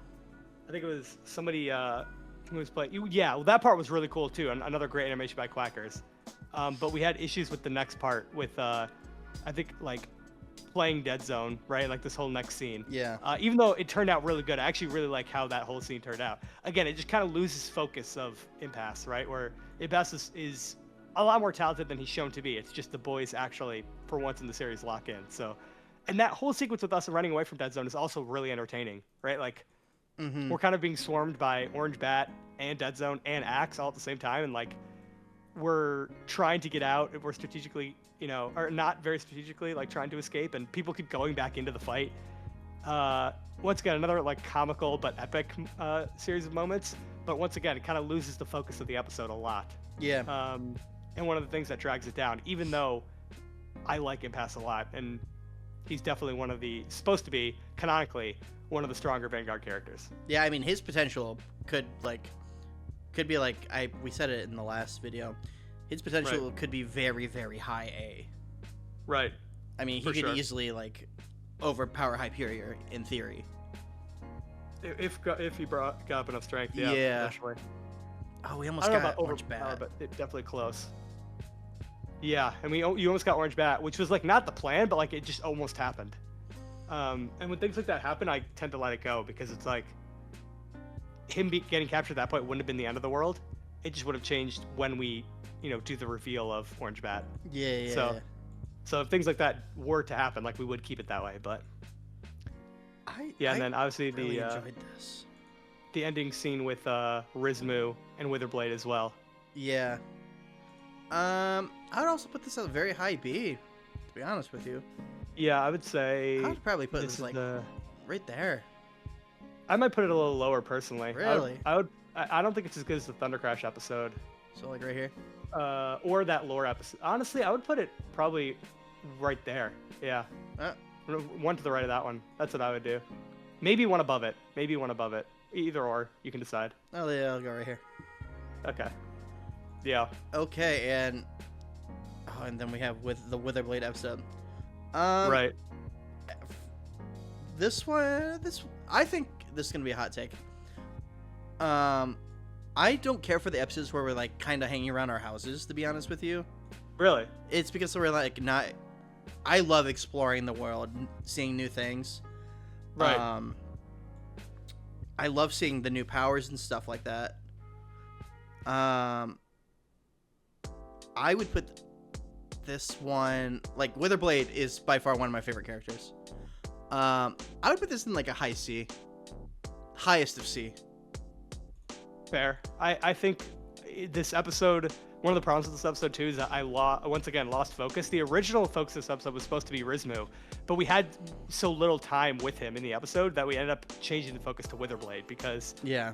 Witherblade didn't have an episode yet either, and Rizmu was getting a later episode anyway. So this is kind of like ends up being Rizmu's debut, but like ended up focusing a lot more on Witherblade than it did Rizmu. So that's why it kind of feels a little bit all over the place. And obviously we get like a little bit of a lore dump about Blaze as well. Yeah. But that's just more setup. So Yeah, we're this gonna. is also where we start learning about the Iron Prism project. Yeah, I'm gonna throw this at top of C. Yeah. Um. Power Nap also saves me in this episode from Hyperion. So this is now the second time she saved me. But this time she does it without her memories. Yeah, and this is another one of those episodes where we had to go back and re-record this. Yes. So, sorry, that one was actually in the last episode. That one I just said, but look where she saves me. Yeah. She saves me in the last episode as setup for this episode. Mm-hmm. But yeah, this is one that we had to re-record because we had so many problems, which definitely pulls it down a bit for me.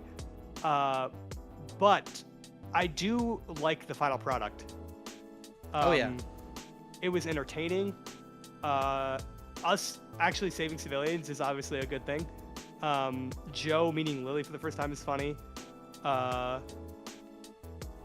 Snowcon not being able to find any of the civilians and thinking he did all he could is entertaining. I think Snowcon trying to figure out what the lore is for Power Nap is also really funny. This whole episode, he's like trying to figure out the lore and he just can't figure it out, and that's what like kills me. So this episode is like highly entertaining, which I think probably for me personally puts it a little bit higher than it probably should be overall. There are lots of good lore moments. Obviously, like us learning about Hyperion's true power. I think the prison break was one of the more memorable moments where he rips the cuffs off. Yeah. The boys letting out Witherblade immediately. Oh, well, I started the timer on screen. Took 9 seconds. Oh my gosh, yeah. For us to open the cell. Um.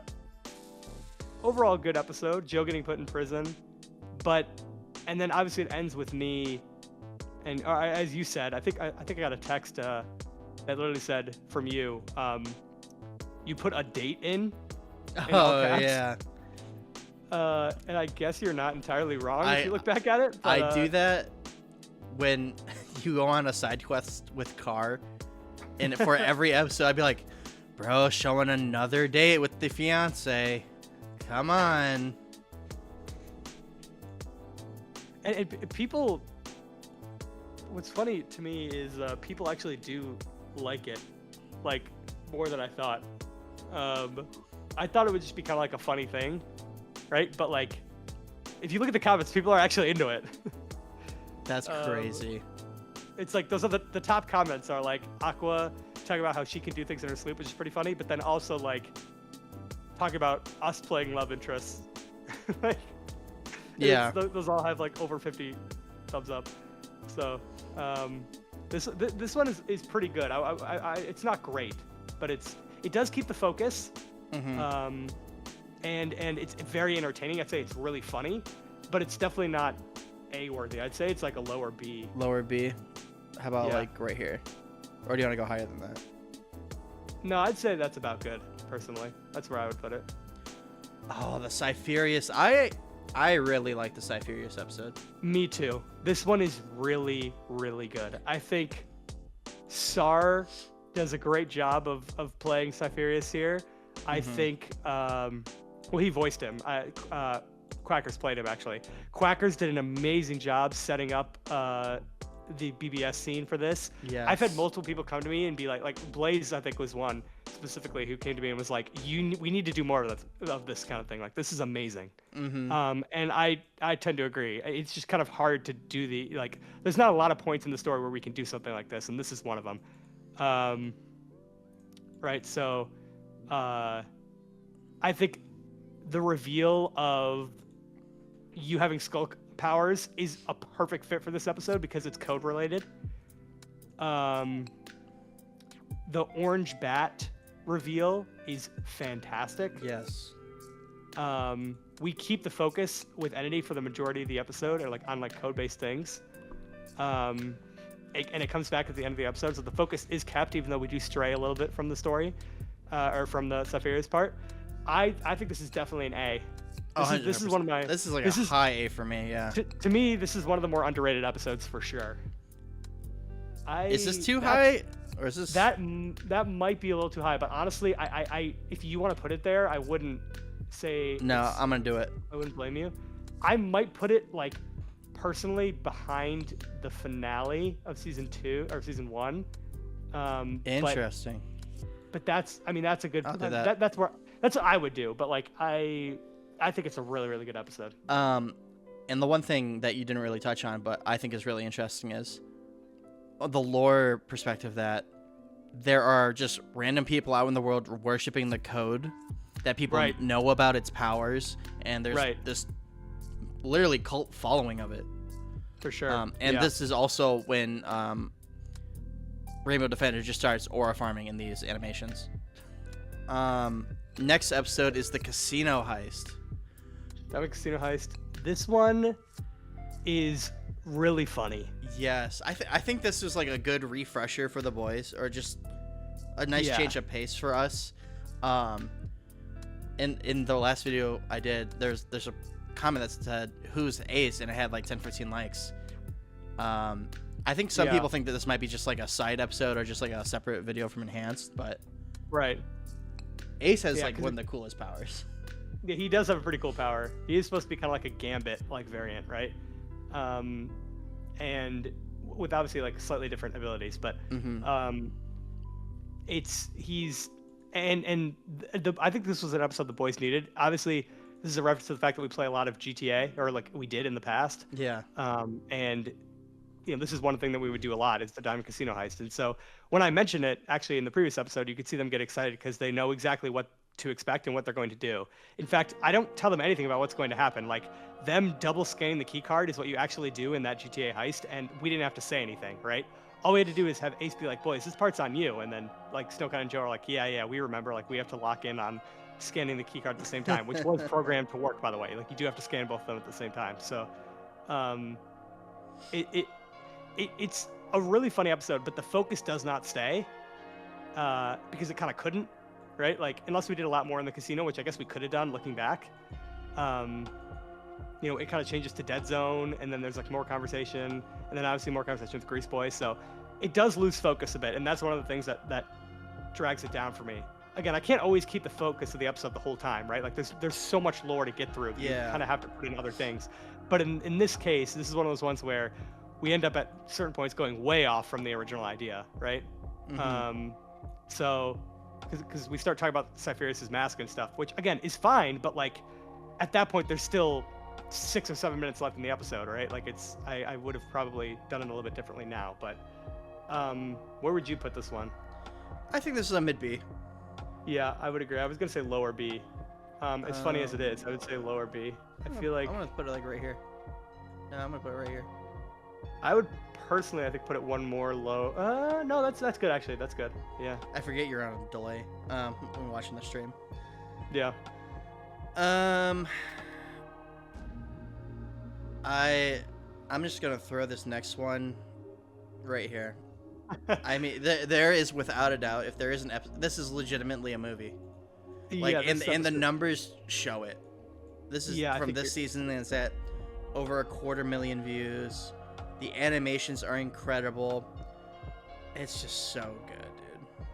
Yeah, I appreciate it. This was a good episode. I was saved by a lot of people working on this episode, right? Because this episode would not have been good without, Aqua cooking with the animations. Like, this is when he really pop up.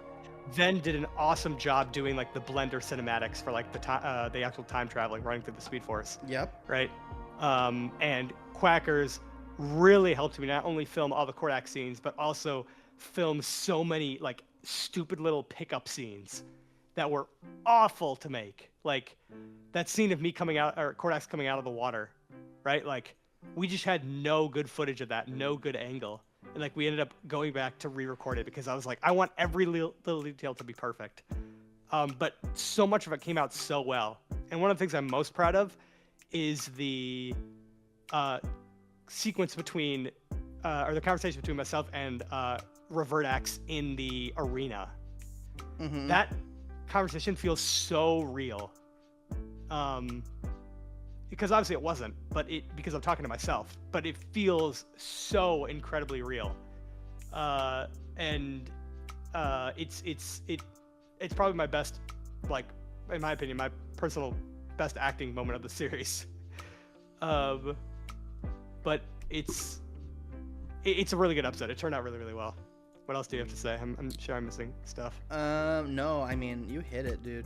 This is just such a good episode. Your performance, Quacker's performance.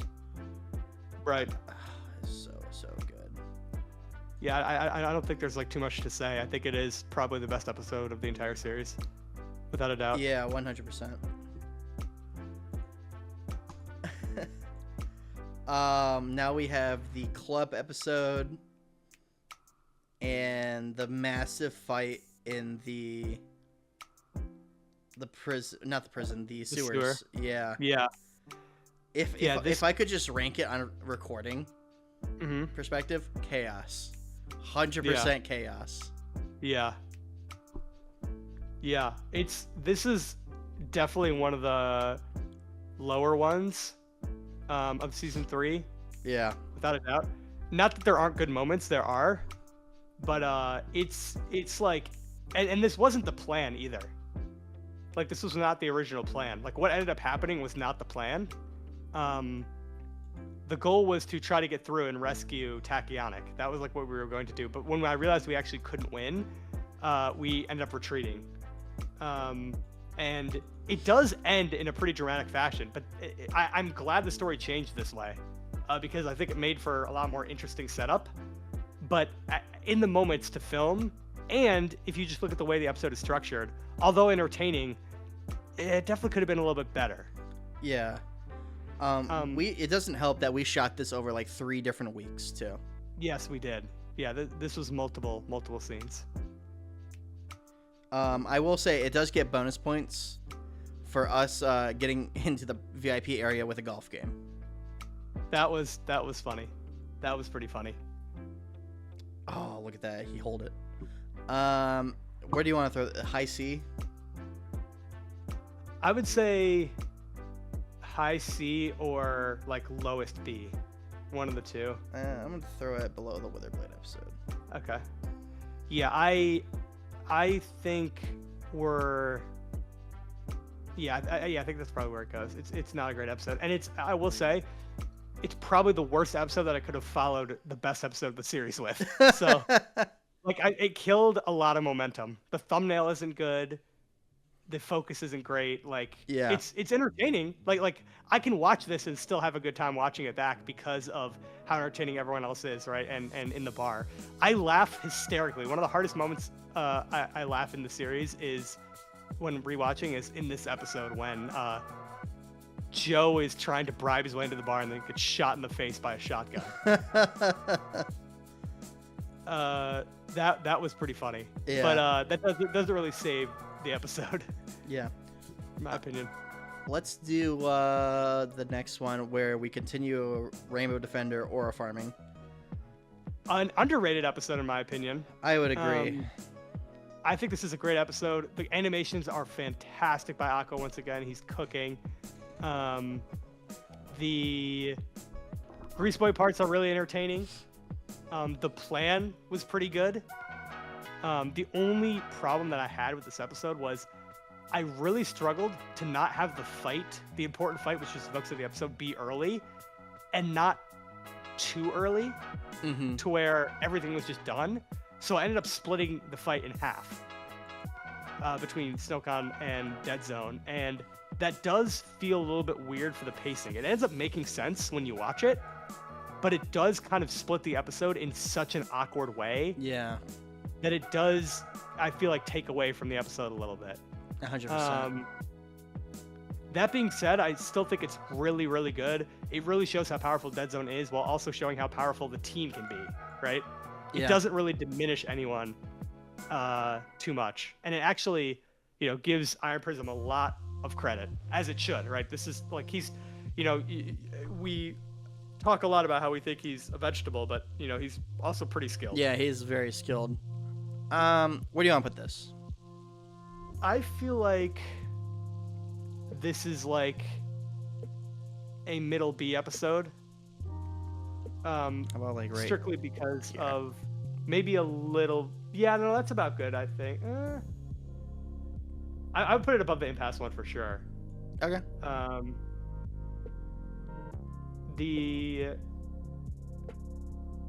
don't know that it's better than. I love that harp lore drop, and all the rest I feel like are pretty good above that. But yeah, that one's that's pretty. It's decent. It's a decent episode. Yeah. This next one, I know literally nothing about. Yeah, we faced an army of Draconians. This one, although it was really cool to film, it was a pain to film. Oh, yeah. We filmed it in multiple parts. We had to reshoot parts.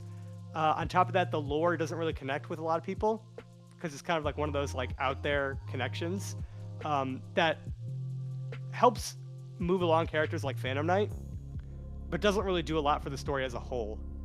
And the focus is gone, by a certain point in the episode. And, well, not entirely, I guess. We still talk about it, but it's definitely, I'd say it's probably for sure the worst season 3 episode. That one is probably bottom of C, if not. And I wouldn't put it at chaos because it wasn't like chaos, but I'd say it's bottom of C for sure. Yeah. I remember when we recorded this. I do have fond memories of me, Joe, and who's the third like black draconian? Was it? Wait, you said Hertz? Was it Hertz? Sabri. I think it was. I thought it was Joe. So that was in the reshoot. So we did a yeah. It was actually Joe and Snowcon were the Draconians, but in the reshoot we had Hertz and Sabri play them. Okay, I remember in the original, it was me, Snowcon, and Joe. We were legitimately like trying to take you guys down. We spent like 5-10 minutes preparing for you guys to, and like we still couldn't do it. It was hard. Right. We'll put this up. I don't see. Boop. Yeah, I definitely struggle to. It's not unwatchable, but it's the worst episode of season 3, I think. Let's get to the next one, where you almost get absolutely demolished by Rainbow Defender. How dare you? Yeah. Iron Prism, but yeah. Oh, sorry, Iron Prism. This one is definitely cool. I think this is underrated for sure. Actually, the fact that this one has less... Actually, no, the same amount of views... Oh, no, this one has... Wait. Yeah, like the same amount of views as the Draconian one is criminal to me. Yeah. I think this one's definitely better, especially, again, Aqua cooking with the animations. Like, it's just... The combat with Dead Zone breaking out, it's like a believable breakout story, too. It's not like just someone clicked a button and they just run away. It's like, there's actually like a fight. There's actually like stakes.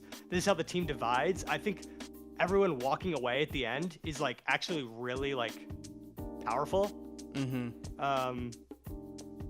Like watching it back, like the way that it's portrayed, it's like actually like depressing. And it's I think this episode is actually quite good. I'd say this is a higher B, but that's my personal opinion. I would agree with that. The animations are amazing. It leads to a lot of things that happen later on in the series. Yeah. Let's and the formation of the Enhanced. Still isn't on the name, but that's fine. No one does. Yeah. How about right here? Where is it? I looked away for a second. Oh yeah, that honestly, yeah, that's about good. We discovered dangerous superhero experiments on our Enhanced SMP. This is Dr. Mike.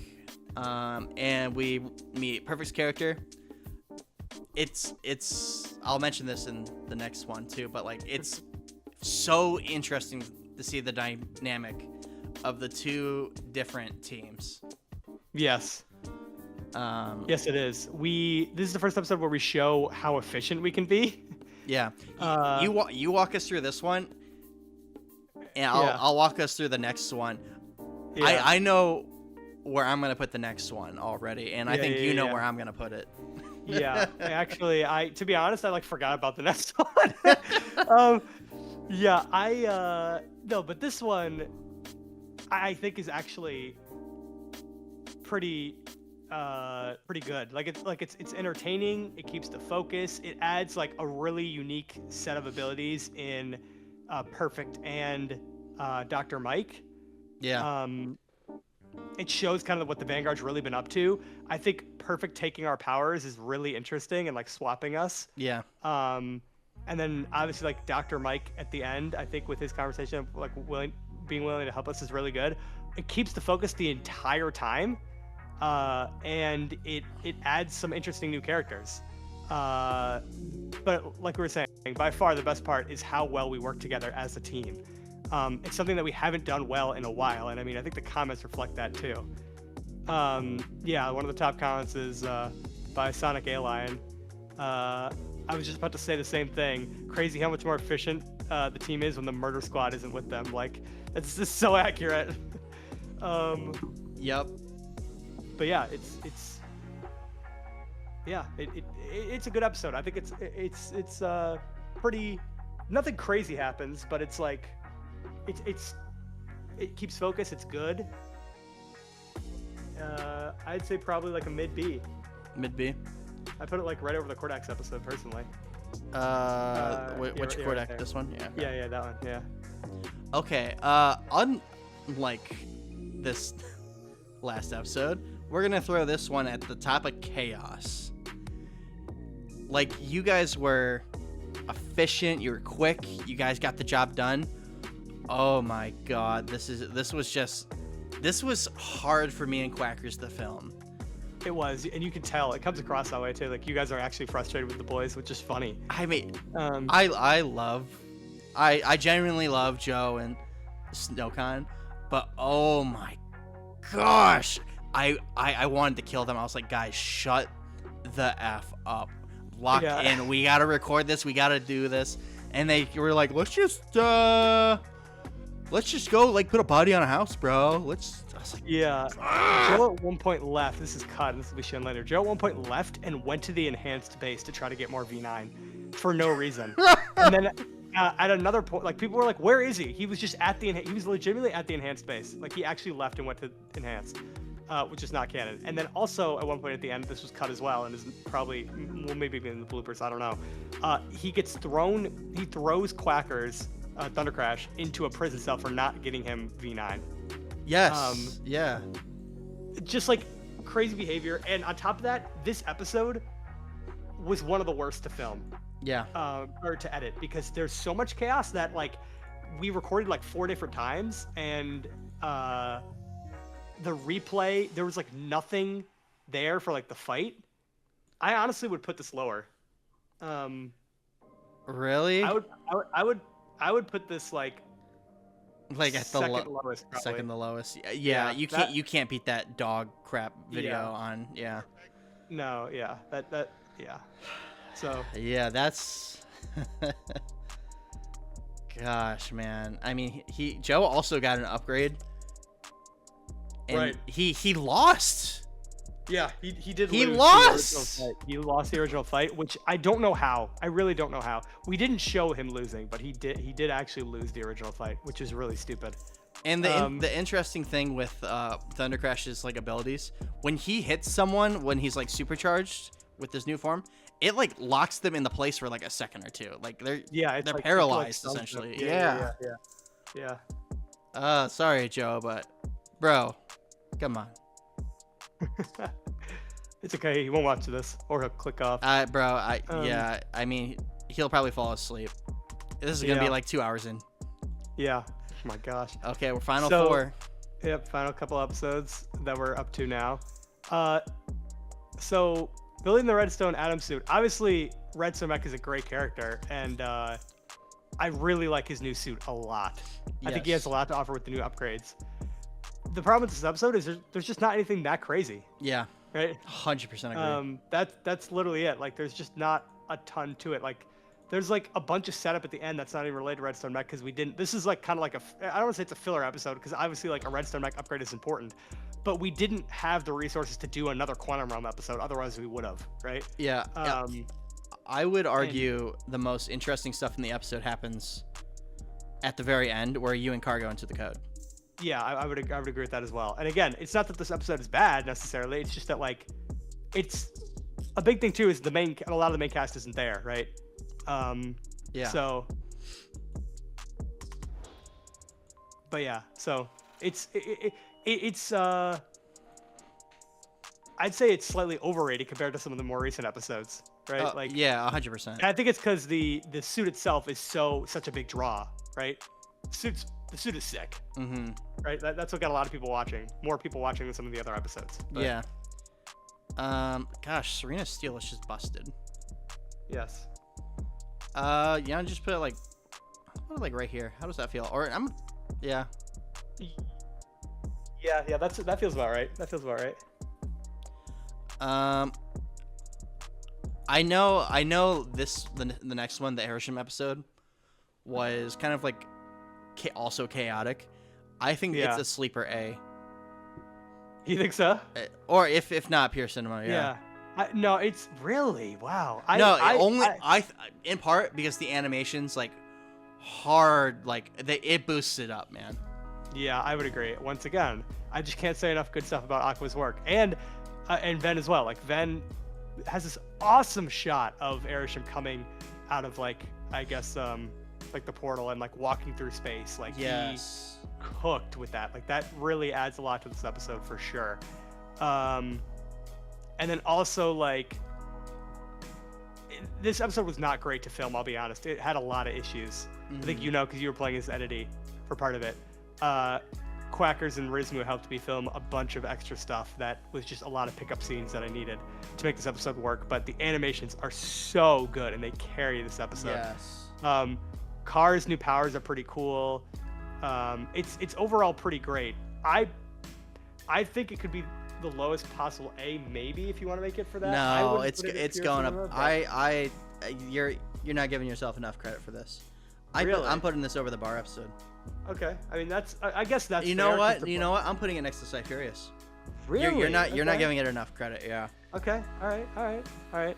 I'll give it that. Also, does this count as a date episode? I mean, if you want to consider the fact that Entity would then be third wheeling, probably not. Yeah, bro. Yeah. So I'd say no, but it's definitely like meant to be, like progress our relationship a bit more, but then also show and hint at the relationship between, her and myself, a different variant, right, of myself. So. Yeah. Yeah. Okay. Now we've made it to the Civil War. This is an interesting one. This is what we've been building up to pretty much the entire season. But I think a couple things hold it back. I think you would agree in this fact that we faced several challenges when recording Yes, we did. Specifically in the fact that, like, from when we fought at the airport to the scene at the end where we're all, like, meeting, people don't know this. That was, like, several weeks later. Because that was like before Christmas and stuff, I think. It was. And it was, we could not get the group together. Like, it was like that's actually why we had to write Joe out of that scene. Yeah. Is because he couldn't be there. Sabri couldn't be there. Like everyone, we tried to film it so many times and we just couldn't get everyone on. And everyone's been busy, right? So like it made sense, but this episode was tough to put together.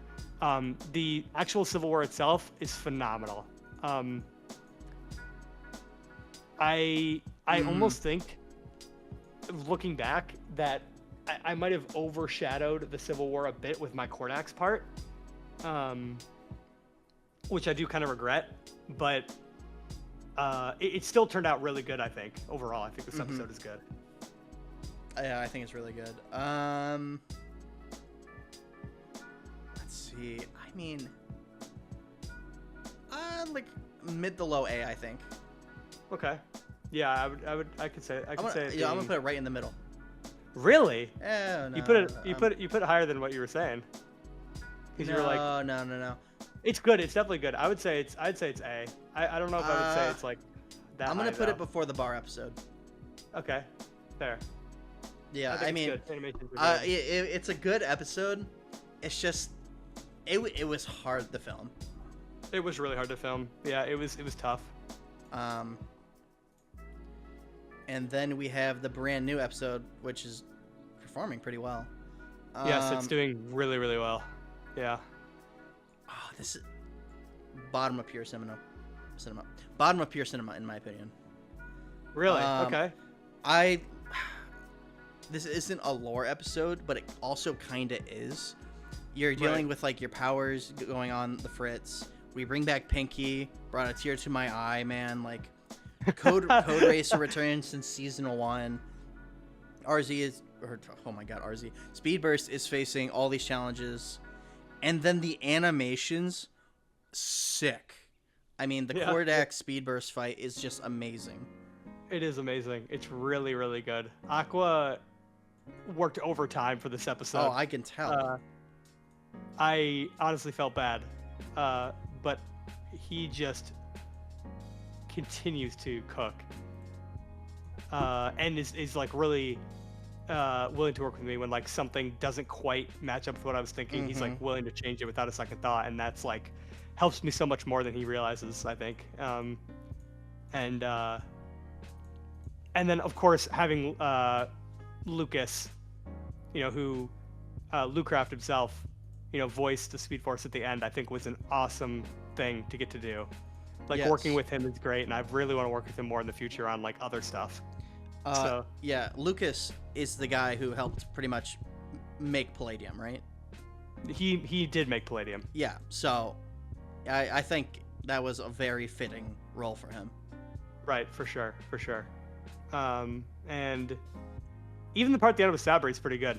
Like, it still fits in with the story. It still keeps the focus by having me, like, essentially be like, all right, well, I'm going to test my powers now, right? Like, it's still me using my strength and my speed. So it stays consistent.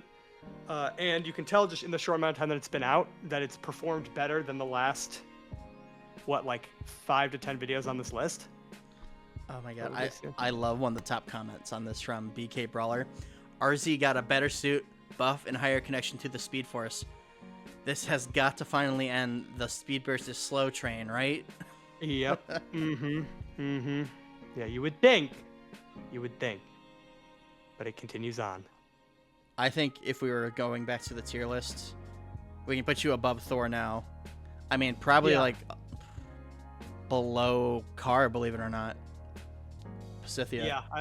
Yeah, you might be right, honestly. You honestly might be right. Yeah. I'm busted. I'm busted with the new powers. Yeah. For sure. I'm coming for you.